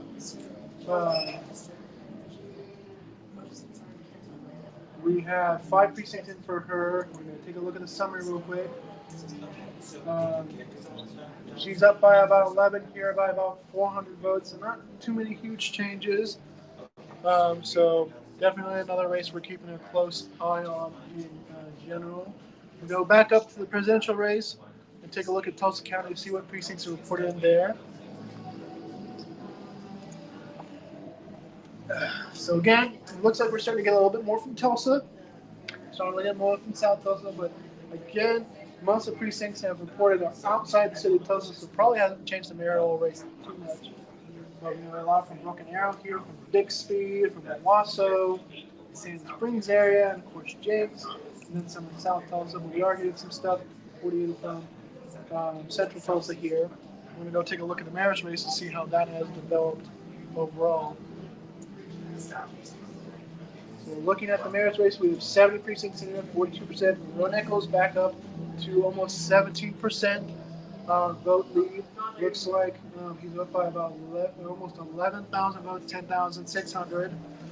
So certainly, a race that we're keeping a close eye on here. If elected, Monroe Nichols would be the first uh, black, black man who would be mayor of Tulsa, first black mayor of Tulsa even. So, Racer, we're going to take a look at what's going on under the hood real quick in Tulsa County, where the bulk of our precincts remain reporting. View the map. So again, still nothing from Osage real quick. Uh, we're still waiting on those 6 precincts there. Again, I think that'll be a huge boost to Monroe, but we're still waiting for it. We're going to look at Tulsa County here. It looks like so we've gotten a lot more reports here. We'll zoom in here on this precinct. This one. Karen won this precinct by about 40 votes. I think this is one of her best performing precincts down in the 27th race. Looks like she won that by 3% and won that by about 40 votes. So it looks like she's also winning precincts down in southern Tulsa County. So still Monroe clearly the favorite here still in this area with leading with 17% of the vote. But we are certainly looking at how the race is developing as the night continues. Um, I'll scroll back down to our judicial retention races. Again, those are the races on the knife edge. Um, so looking here, MSN looks like he's improved his lead a bit. We have 82 precincts in overall. He's now leading by about 5,000 votes. So it looks like we're starting as we get those more urban counties reporting in. Looks like the retaining numbers are looking better for our judges. We'll scroll up here to our next one. Looks like this one's gotten a little narrower, but still 17,000 votes here. This is for Cogger. We'll scroll up here. And then it looks like this one is for Gurich is close as well by about 13,000 votes. Definitely looking at difference here by about 1% or so. So not close to calling this race at all, even though we almost have all the precincts in. We got 82 precincts in. So definitely we're getting close. We're getting closer here, but not ready to call these races. Absolutely not. We'll scroll up to the presidential races. The presidential race. We're at 51% turnout. Again, we've got 18% of precincts left to do. I don't see this number surpassing 2020 turnout, which is really interesting. This would be a lower turnout election when we're seeing in other parts of the country definitely higher than 2020 turnout. But Oklahoma is generally a unique state. So we've gotten. We'll take a look at the summary real quick for our counties or overall. Looks like R plus 37. That's kind of holding steady overall. That'd be a little bit more Republican than 2020. We're going to take a look at the map real quick here. Look at Oklahoma County. So Oklahoma County, we've got 180 precincts in, 5,000 vote lead now, about on the dot, 3% overall. We almost have 100,000 votes for each of the major party candidates. We'll take a look at under the hood real quick in Oklahoma County. And we've definitely got a lot more of those rural precincts in, but we've gotten some of those east side precinct that I talked about. Again, this is just election day vote that we're seeing mapped here. We're still waiting for this good chunk of downtown. We're still waiting for this part of South Side. And honestly, a lot of mid Delaware to report to see what the final numbers would be. So not close to calling Oklahoma County yet. I'm going to take a look at Tulsa County real quick to see what's going on over there. Tulsa County looks like R plus 9 so far. We've got almost half our precincts reporting in there. About 11,000 vote lead, almost 11,000 vote lead for Donald Trump and J.D. Vance over Kamala Harris and Tim Walz. So 9% lead. Again, this county was about R plus 15 in 2020. So if this would maintain, it would be a 6-point shift to the left. Um, so definitely getting closer to the end here. But a lot of races that remain uncalled just because we are, anxious for results. Trying to think of, what other, incumbents that we have up tonight that might be um, that we might have results for, and none come to mind so far. Um, I want to check 95 alone. yeah, let's go down to 95. Oh, Well, let's check in with Madison Horn. We'll quickly look at the summary of the race. Looks like Stephanie Bice has cracked 60%. Probably all the rural counties are done reporting there, so that'll probably get a little bit closer as the day goes on. 72% of the precincts reporting in that area. So about a 55,000 vote lead for Stephanie Bice. Um, we'll go down to Tegan Malone real quick. In House District 95.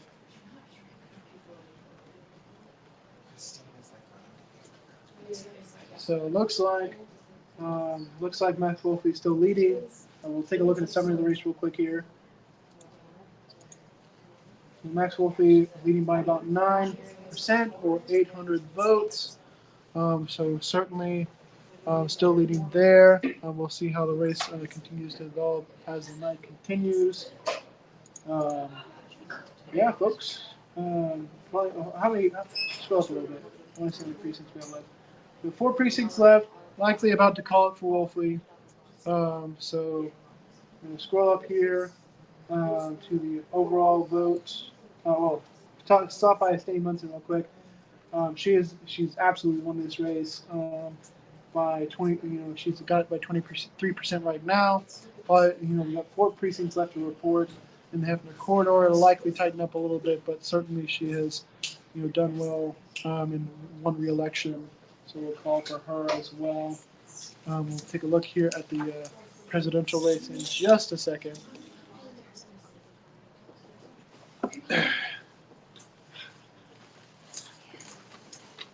I've just been handed a bulletin. So I've just been told that in 95, Tegan has lost that, so we're going to call that for Max Wolfley in House District 95. It'll probably be a little bit closer than this, but we have received some field reports there. So we're going to scroll back up to the presidential. Again, we're at now 84% precincts reporting. Oh, now 84.5%. 53% turnout. Again, not very high compared to 2020.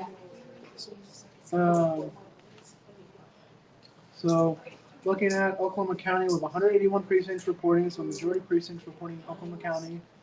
About 90 or 89 precincts left here. The gap is still about 5,000. I think this is about the same about where we were last time with the update. So no additional precincts report in Oklahoma County.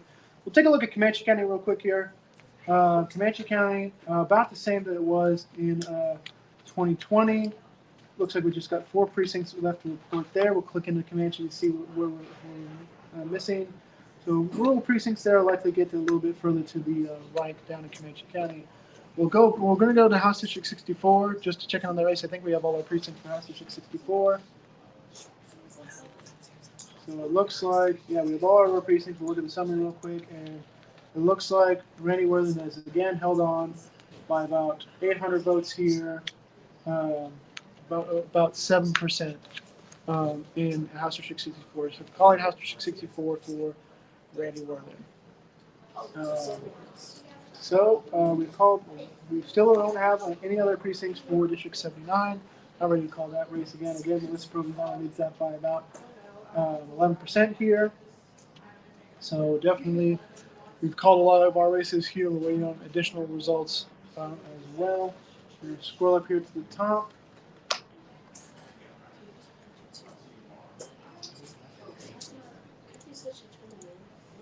We've gotten some additional results for Aaron Brewer's race. It looks like Kelly Hines has started to build up An additional lead here, he leads by about 7.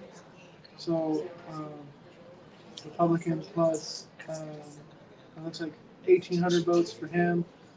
Um, Probably some, got some areas out there getting close to calling that race as well. Looks like we've got, some of these more Democratic precincts certainly here closer to Edmond, and then down south here.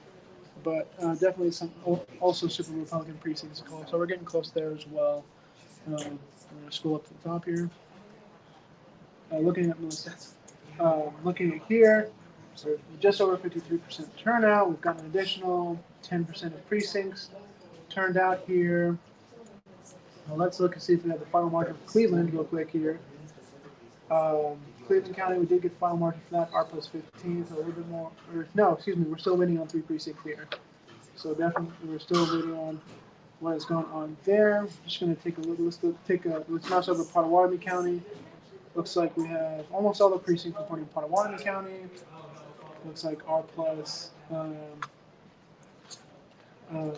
37 there. So a little bit more Republican. Look at Payne County real quick. Right here. And it looks like that's R plus 25. I believe that's a little closer than last time. We'll take still got 5 precincts left reporting there. Take a click into there real quick. So still some precincts reporting in. We need to report at Stillwater and then one down in Perkins. Let's take a look at our general races. Take a look at how much Trish Ranson and House District 34 won by.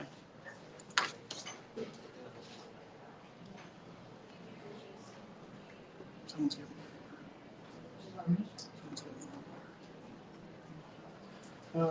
So we'll take a look here quick at House District 34.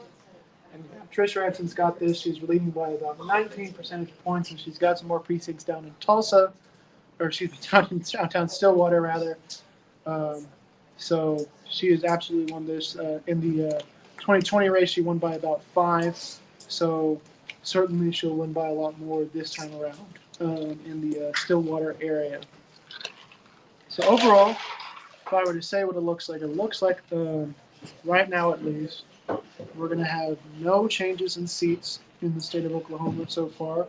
It looks like no incumbent parties have lost their seats so far in the Oklahoma State House and Senate. So we'll see how that is going on over there. We'll go back to our favorite races and take a look at the presidential real quick. Looks like we've got some more precincts here. We're now at 85% turnout, almost 86% turnout again. Or excuse me, 54% turnout, 85%, almost 86% of precincts reporting. We'll scroll down here and we'll take a look at the state map, county map. Oklahoma County, looks like we've gotten some more reports there. We're almost at 200 precincts reporting. Now we're on a knife edge, folks. 1%, 1.7%. Here in Oklahoma County. Looks like about 3,400 vote margin here. We'll click into it, see what precincts are reported.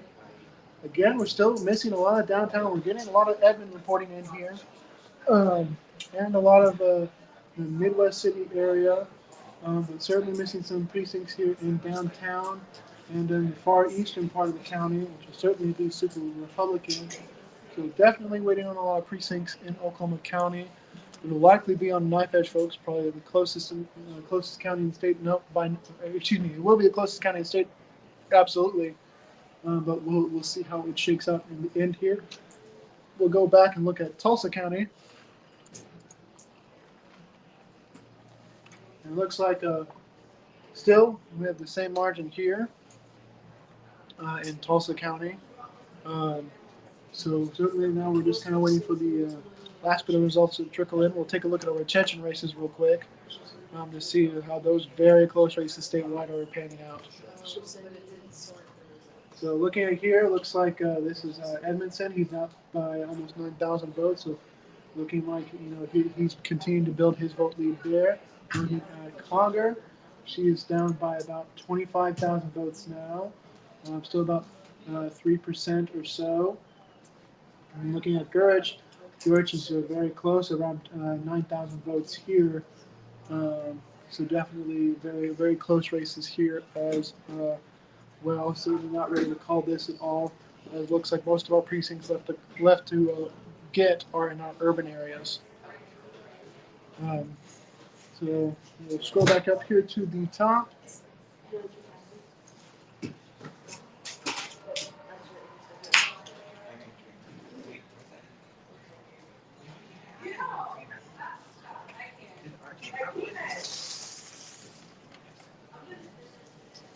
So we're still hovering around 85.84%.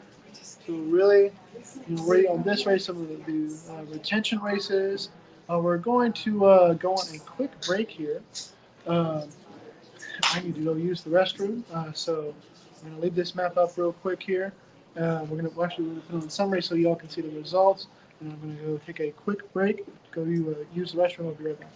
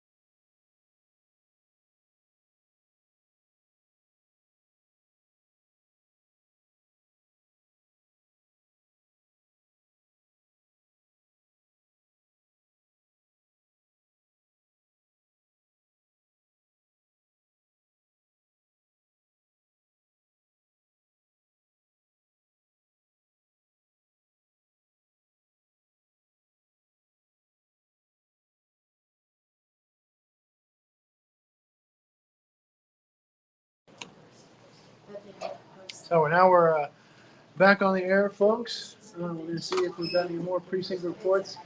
Looks like we're now at 86%. So we had a wash of precinct reports come in, and then now we're back to trickle. Um, looks like we're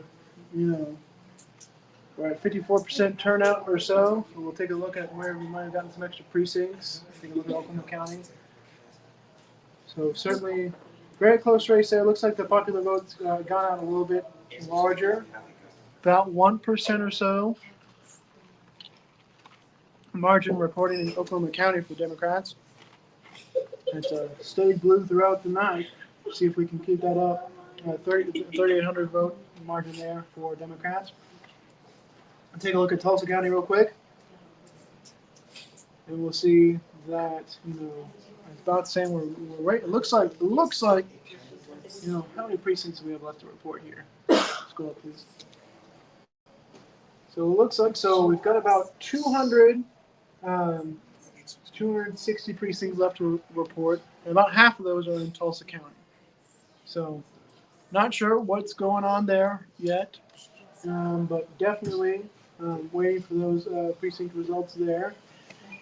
Overall, it looks like the percentage is hovering around R plus 36 or so. So bounded red About as red as it was last time. And no big surprises there. Let's take a look at the summary real quick.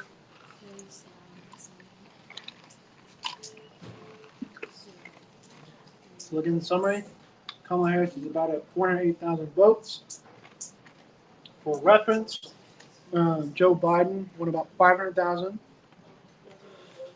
which is about 92,000 votes behind.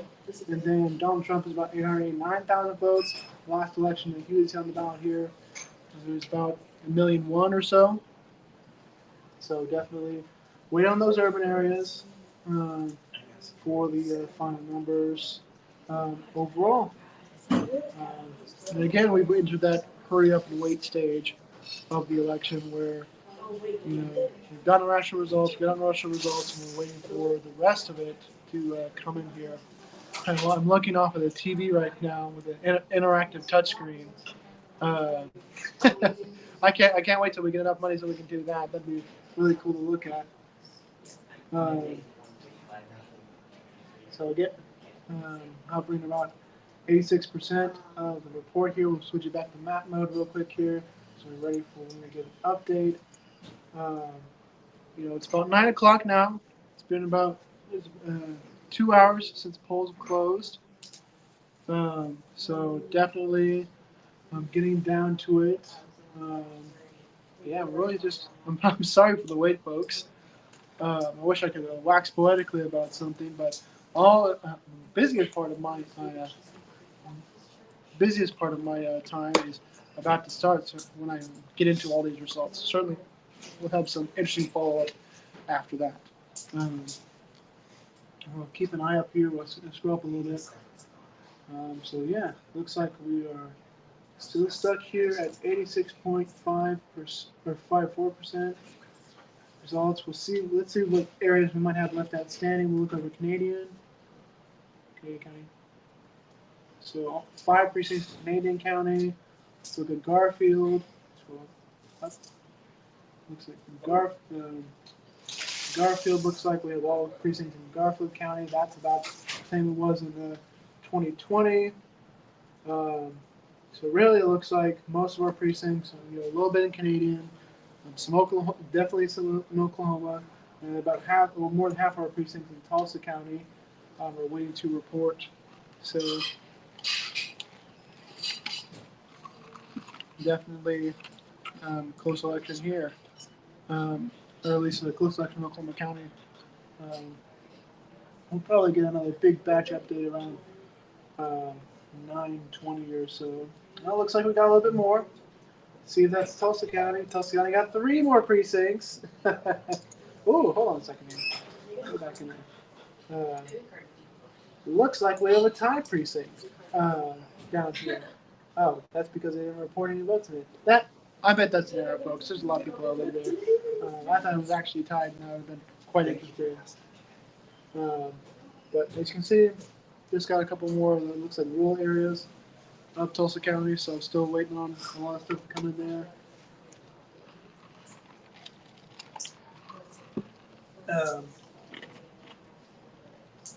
Yeah, folks. Sorry. Let's go back to the state. We have Oklahoma County. So back in Oklahoma County, we are waiting for about 60. I've just received a bulletin. I've just received a bulletin.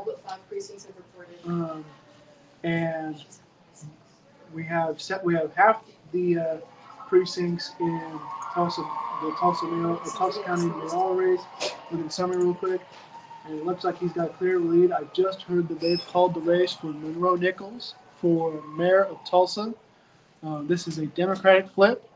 And he would be the first black mayor of the city of Tulsa in its history. So definitely a historic night for Tulsa, and historic night for Democrats flipping that city back. You might hear some cheering in the background for Monroe. It looks like he's got 17% as of this report right now. But we want to see what the final margin of that looks like. Definitely, we'll scroll down a little bit. It looks like we've still only got 7 precincts reporting from District 7 here in the city of Tulsa. So we'll go back up here to the presidential race. We might start on favorites and races. We'll take a look at our Brewers race. We have 4 precincts left. Looks like um, we can call this summary. Looks like Kelly Hines will win this race. I don't know what the margin will be, but I'm thinking that he'll probably win this race. It looks like the raw vote margin is about 2,000, and there's probably not enough in those 4 precincts left for Aaron Brewer. But a great overperformance, or a great shift left for her. This was This was R plus 14, the composite. So definitely a very Republican district now. Only R plus 5, definitely a huge difference there. So we'll keep up here. Looks like Dave Rader. We've just got another precinct report here. Looks like we still got a close race in Senate District 39 for Melissa Bryce. So we'll definitely see how that race continues there.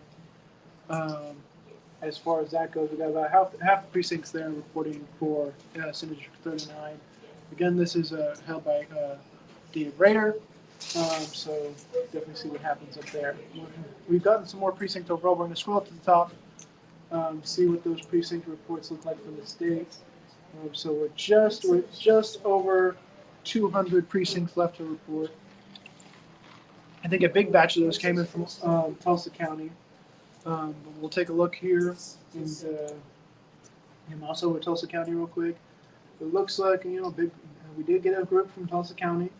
Looks like the Republicans are about R plus 9, almost R plus 10, as far as percentage wise.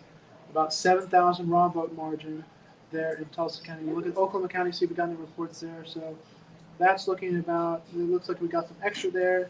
It's about 2,200 in Oklahoma County. Still on a knife edge. Very close, about 0.9% overall.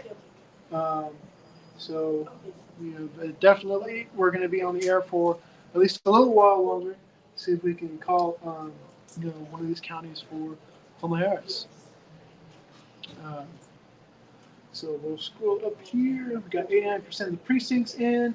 Turnout's around 56%. So maybe we'll get to about, 60, 62% or so. So this is of registered voters. This is not eligible voters or anything like that. So we have a registered voter universe of around 2.4 million. So definitely we're seeing about a regular turnout there. It looks like we just got another precinct update. We'll take a look here. Got a few more precincts reporting. We'll scroll down here, the presidential race. Look over Oklahoma County.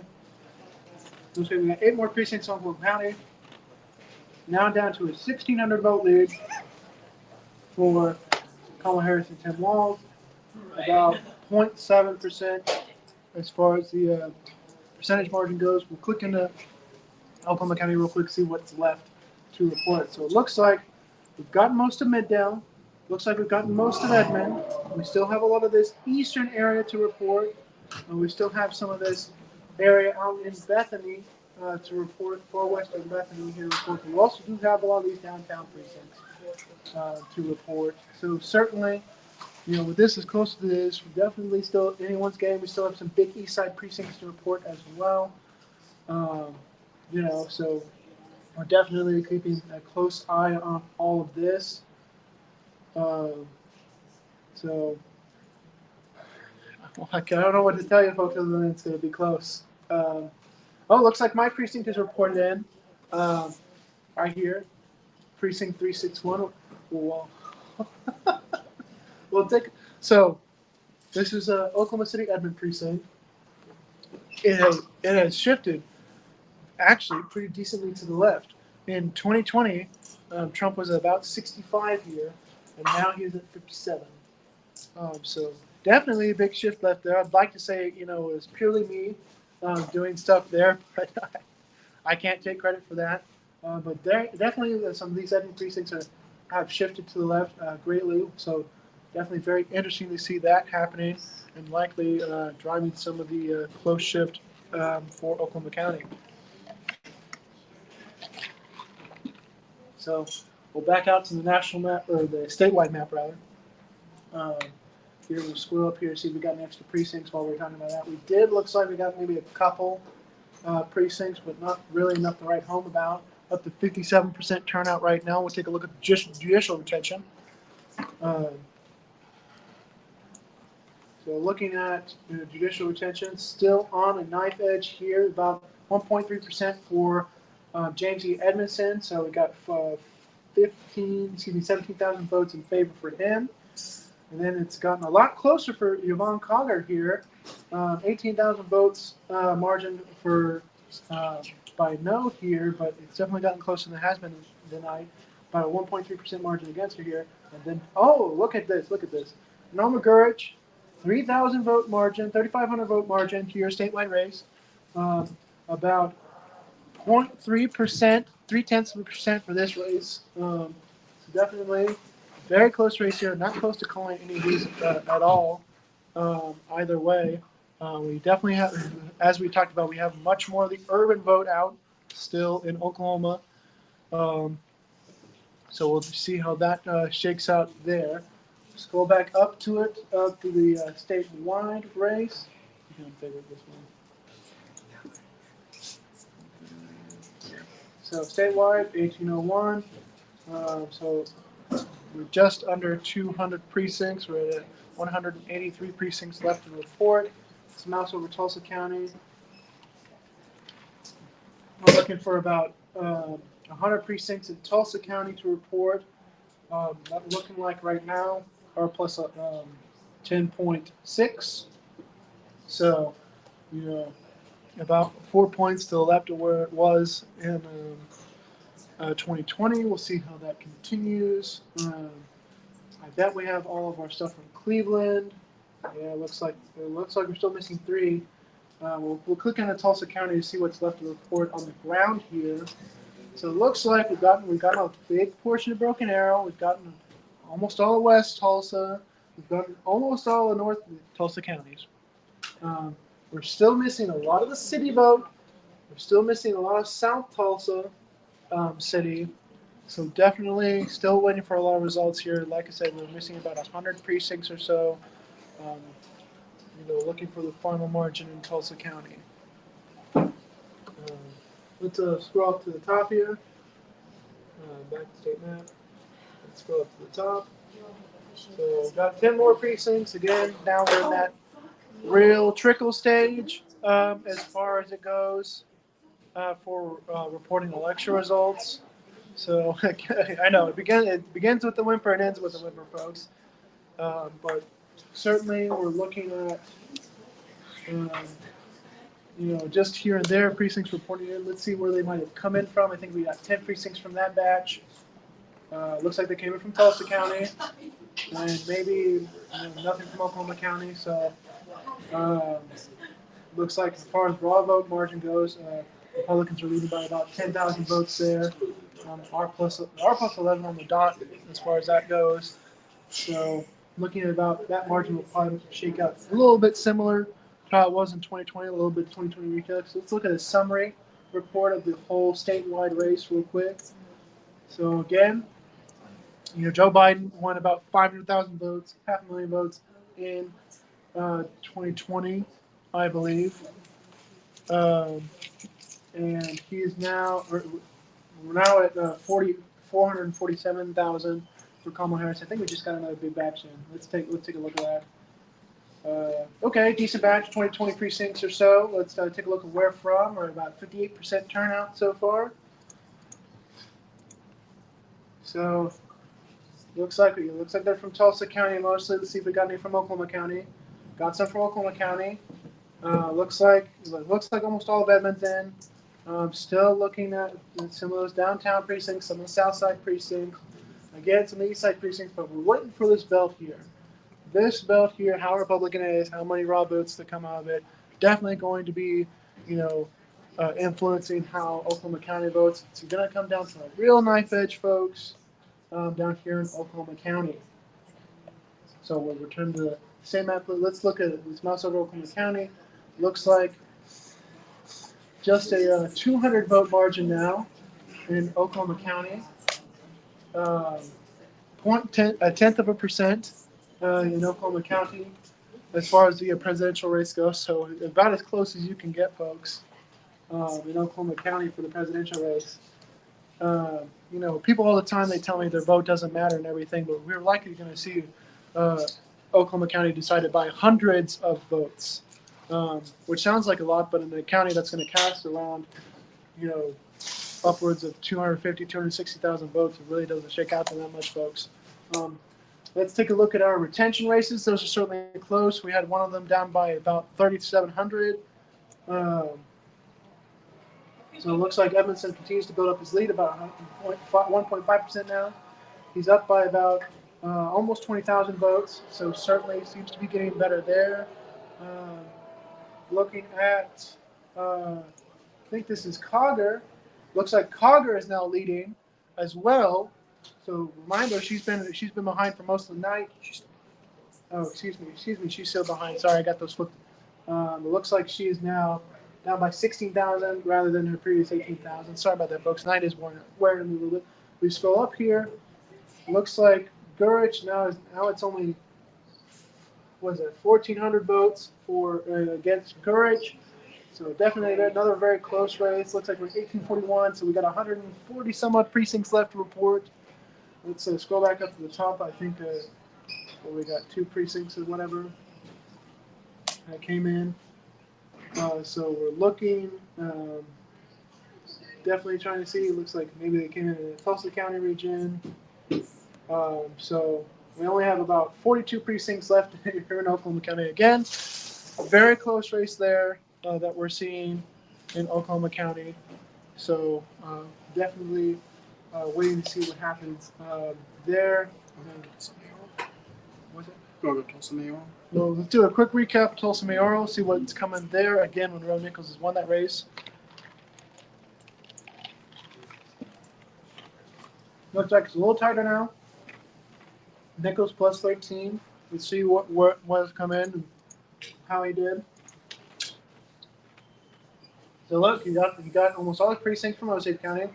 Huge margin, 1,000 votes almost. So big margin for him there. He's winning Tulsa County here by about 11,000 or so. Looks like Karen's winning a lot of precincts down here in District 9. This is where she did well last time. She won a precinct out here in District 6. And she also seems to be doing well in District 8 here and down in southern Tulsa, with Monroe doing better than just about everywhere else. Again, that race has been called, but it's good to see where these reports are coming in just to analyze the race, right? We'll take a look here. We'll go back to the statewide race real quick for president. Looks like we've got another little trickle of votes in here. Take a look at the map, statewide map.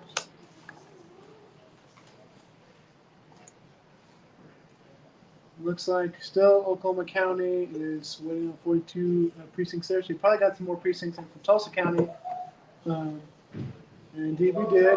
That's about R plus 11.2 now, with the raw vote margin for Donald Trump and J.D. Vance being about 20,000 now in Tulsa County. So we're getting little trickles there, here and there. Still waiting on results overall. And yeah, appreciate those folks who have tuned in. We're going on over 2 hours now. Definitely a long live stream and a lot of blabbering from yours truly.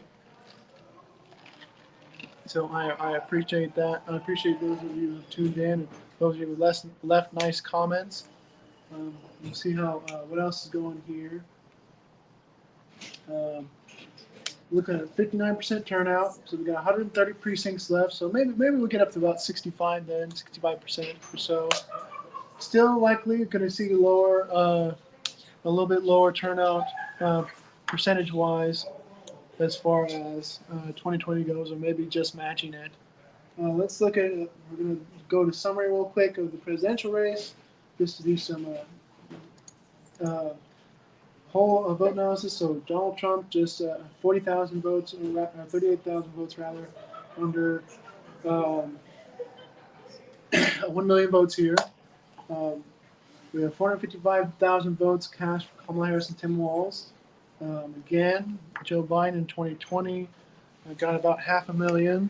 So we'll see how that race is shaking out here. Um, looks like she's probably well on track to get a similar margin. Is now R plus 30, 35, just about on the dot. So pretty similar margin to last time.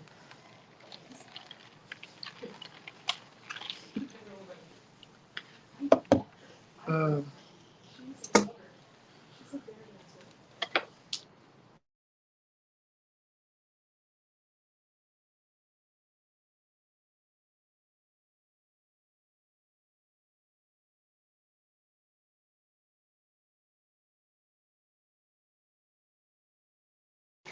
Sorry, folks, just had to deal with some technical stuff there real quick. You know, it's always the first time for everything here, and we're trying our best with what's going on. Um,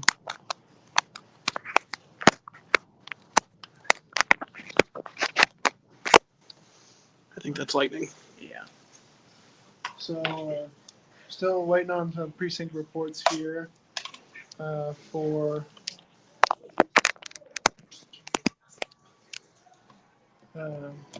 the state here, so I can make some more analysis.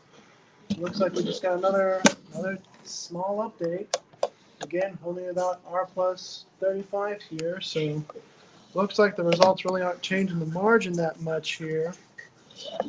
We'll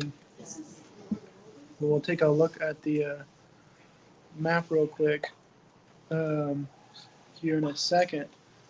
Kamala Harris is now up to 958,000, or excuse me, 458,000.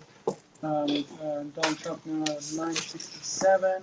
Looks like she jumped up a bit more with that than Trump did, with him going, just a little bit up.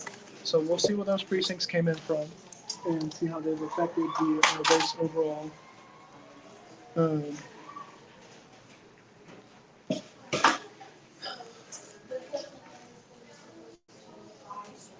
So we're looking at it. We'll take a look at here. We've got about just over 100 precincts left.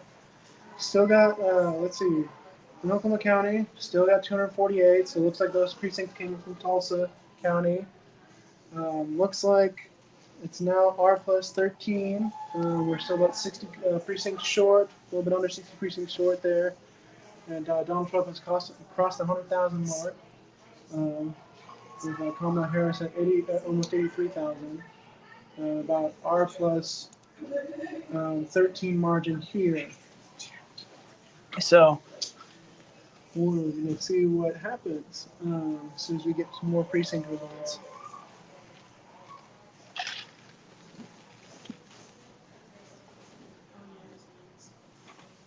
So we got about 5 precincts left, or 5% of precincts left. 110, 112 some precincts left. We're hovering just under 60% turnout. Let's take a look at our judicial retention elections real quick here. Those were, on the knife edge there. So taking a look at these judicial retention votes, looks like Edmondson continues to build up his raw vote lead now 21,000. And again, just like a 1.5% deal here. Going up from here, we have Collier still trails by about 1%. Now it's about 14,000 votes. So certainly she's improving, but still there's a big raw vote gap there. We'll see how much runway she still has left in the state. It looks like Gurich has now flipped to retain with a 50 vote margin. You don't see that very often. in Oklahoma looks like, this honestly looks a lot like the Medicaid expansion vote. Um, so definitely as close as you can probably get for a statewide election, 50%. She's carried Pontotoc, she's carried Comanche, Cleveland, and Canadian County. That's particularly interesting. Canadian County, usually pretty red, and this was made into a partisan deal. Payne County and Tulsa County. So certainly seeing some interesting markings there, but obviously, too close to call right now. With just a 50 vote margin there. But certainly, as the night has gone on, these judicial retention races have seemed to have gotten increased in the Democrats' favor here. Well, not just in Democrats' favor, but people who believe in respecting the Constitution, frankly. So looks like we're now at. Looks like we just got another drop. We're now at the 1903 precincts. We'll quickly cover what that's done to the judicial race. So now now Gurich is up by almost 4,000 votes. We're going to look at Cogger real quick here. Cogger is now trailing by 11,000. So certainly a big update here. We now have 80 precincts left, so down in the double digits. Edmondson up to 25,000 votes here. So looking, as the vote goes on, definitely very close, but definitely looks like, more pro-retention as the night goes on. Let's scroll back up to the top and take a look at the map here, and it looks like Oklahoma County has, flipped red at the moment. It is about 700 votes for Donald Trump and J.D. Vance over Kamala Harris and Tim Walz. We'll take a look at the precincts that were reported in here and get an idea of what's left. So it looks like we got a lot of those far east precincts I was talking about earlier. We still have, an Edmond precinct. We still have some of, precinct down in South Sides, some of these southern Oklahoma County precincts here, and then some of the western areas here in Oklahoma County. Definitely not close to calling it here, but looking more like a 2020 redux, definitely across the state of Oklahoma as far as it comes to presidential.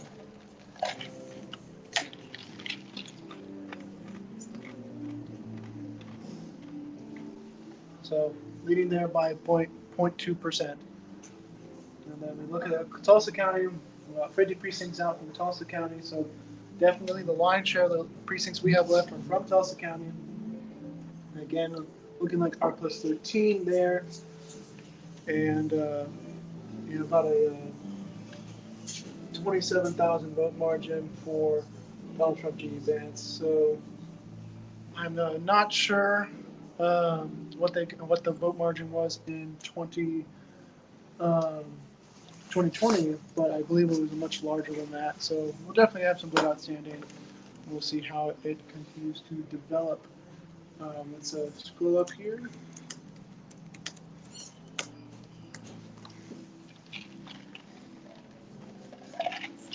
Let's scroll up here.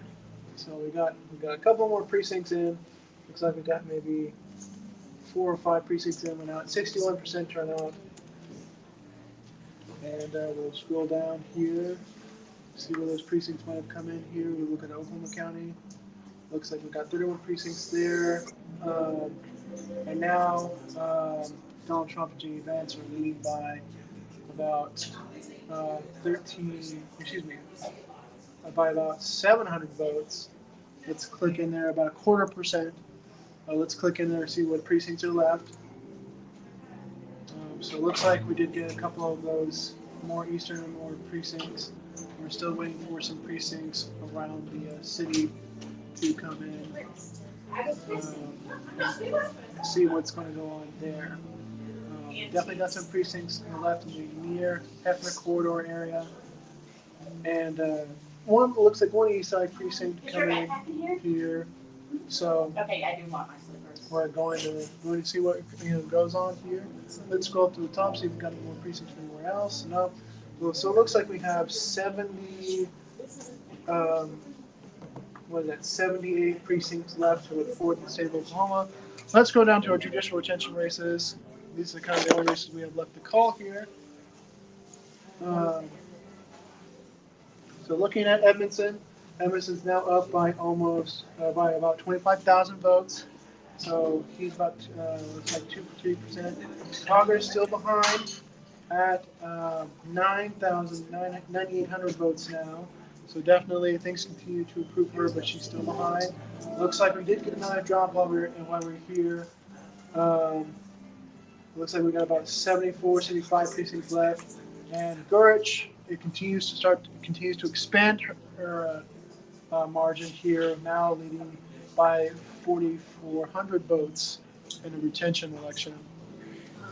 So definitely, as we saw with Gurich's map, it definitely does seem to be a bit of an urban-rural divide, which is quite interesting.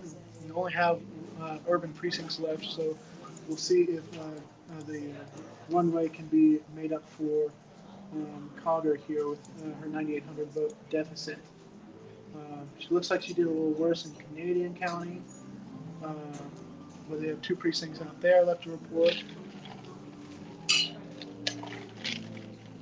So we'll certainly see what goes on in those races. Let's take a look now. Take a look now. We're still at 1919, 1,984 precincts reporting. So we're still waiting for election to come out here. We got about just over 3% of precincts left to report for the state of Oklahoma.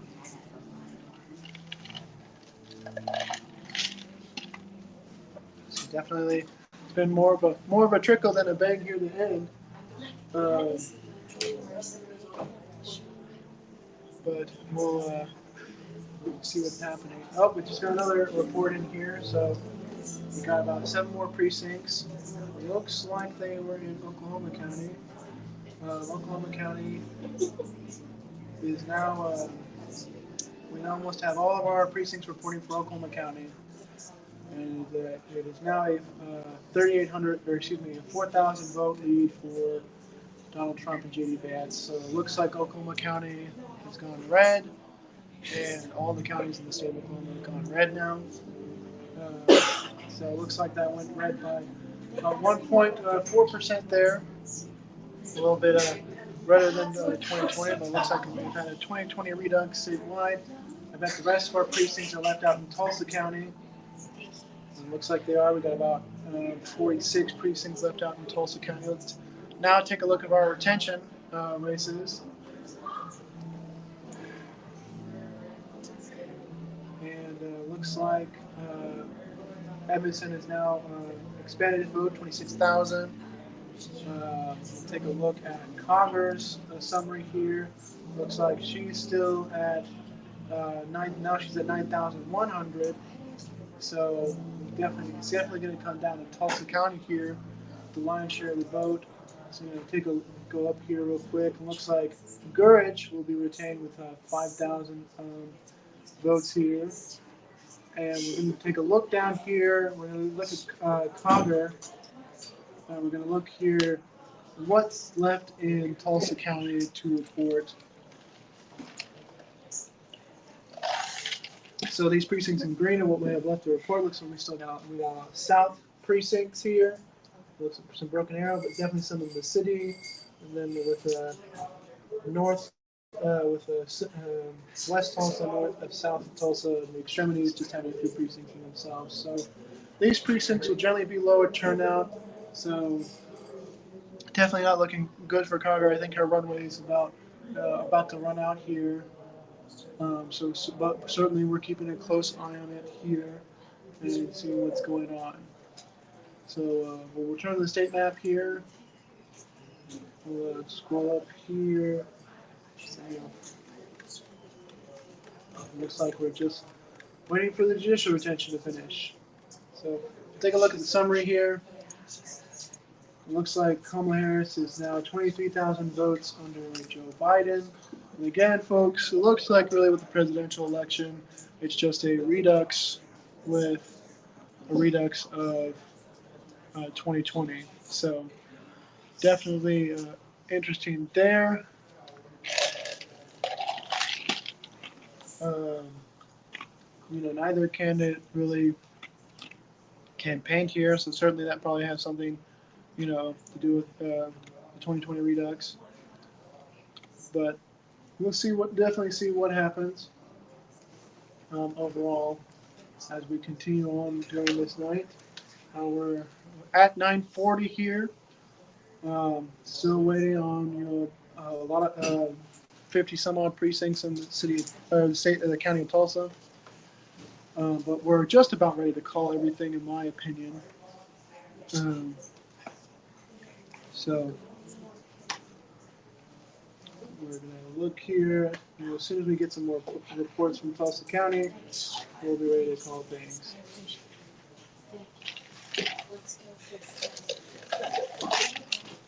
So again, we're in 46 of Tulsa County precincts.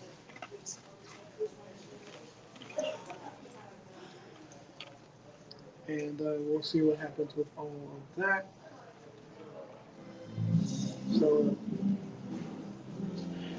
looking at the national vote right now, Electoral College, Kamala Harris has 226 votes to Donald Trump's 219, and we're waiting on the Magnificent Seven right now. So, we're going to see how those shake out. We have, we'll likely probably, know some of them tonight, but we'll see how they all are going. Yeah, let's scroll up here. I'm really just waiting for these last few precincts to come in here. So I'd like to give a special thank you to my producer tonight. His name's Charles Outlaw. He's been invaluable in helping me make this live cast to you, running the StreamYard, running all the banners you've seen, and doing all the scrolling and looking on the map here. Again, I'd move the camera to show them, but I'm pretty sure my phone would fall over and everyone would be mad at me. So we're not going to be able to do that. Perhaps right at the end here. A big thank you to him, and a big thank you to Oklahoma Democratic Party staff for putting this event together.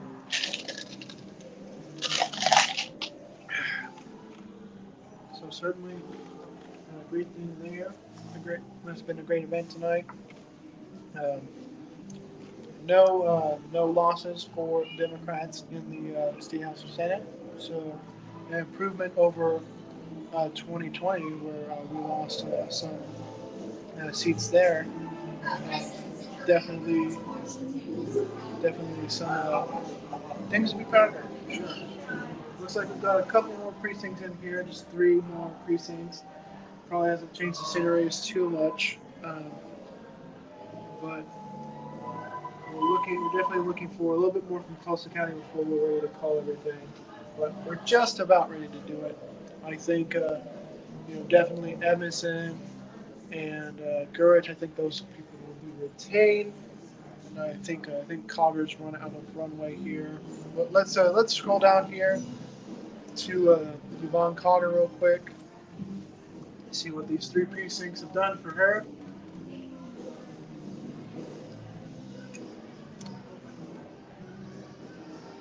So this is Cogger. Look at the summary real quick. It looks like now she's down. Looks like 9,400. So definitely still moving in a positive direction. But we're definitely running out of one way for her here, and it's just going to be a little bit of a trickle here. We'll probably get a few more reports here and then. Probably know by about 10 o'clock here. So yeah. Looks like we've got about 55 precincts left here. Most of those are going to be in Tulsa County, with a few left in the rules area. Yeah, it's still just waiting. It looks like commenting on the national vote right now. Looks like there are 190 seats called for Republicans and 173 seats called for Democrats. So certainly a close contest in the House there. So looks like the Senate, we have 47 seats. Just moved. Oh, got another update.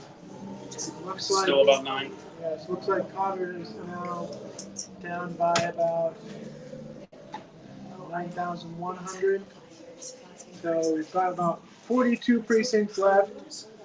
Um, I think those are mostly in Tulsa County, but I honestly think she's probably running a runway at this point. We'll take a look at our other judicial retention races real quick. We'll scroll up to Gurich. We do have a birthday to celebrate. And we have Gurich it's now 5,200 over here. So, retention seems to keep improving for justices or judges rather.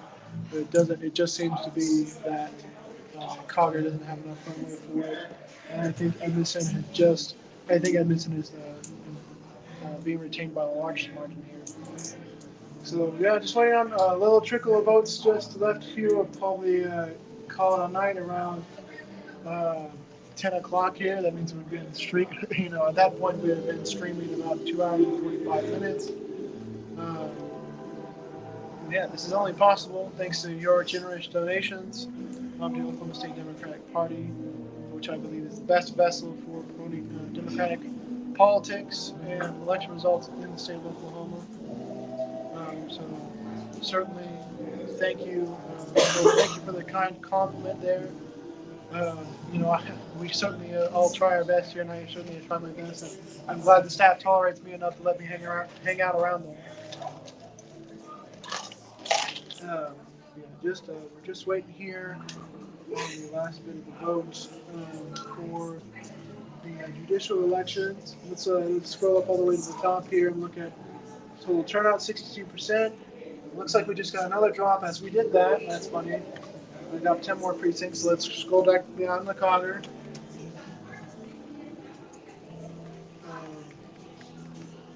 Dan, we do have a staff member who's unlucky enough to have a birthday on election day. Is that so? We just got cake for Molly. Oh, well, happy Let's birthday see. to Molly. Cogger. Molly. Looks like Cogger down to 8,600.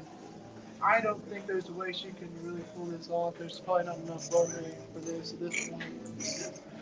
Looks like Hill Dog. He's tuning into our stream here. But yeah, we're just about done here. I'd like to again give my thanks to the Democratic Party for letting me be able to do this, and definitely some encouraging some results, definitely some sad results here, discouraging results. But we continue on for another day, because that's Democrats in the red state. But I'd like to thank everyone for tuning in. I'd like to thank everyone for their support. Special thanks to the Oklahoma Democratic staff. And I think we will call it here. And again, thank you for tuning in. And we'll see you next time we do this shindig. Everyone get some good rest. It's been a late night. And we'll see you next time. Goodbye.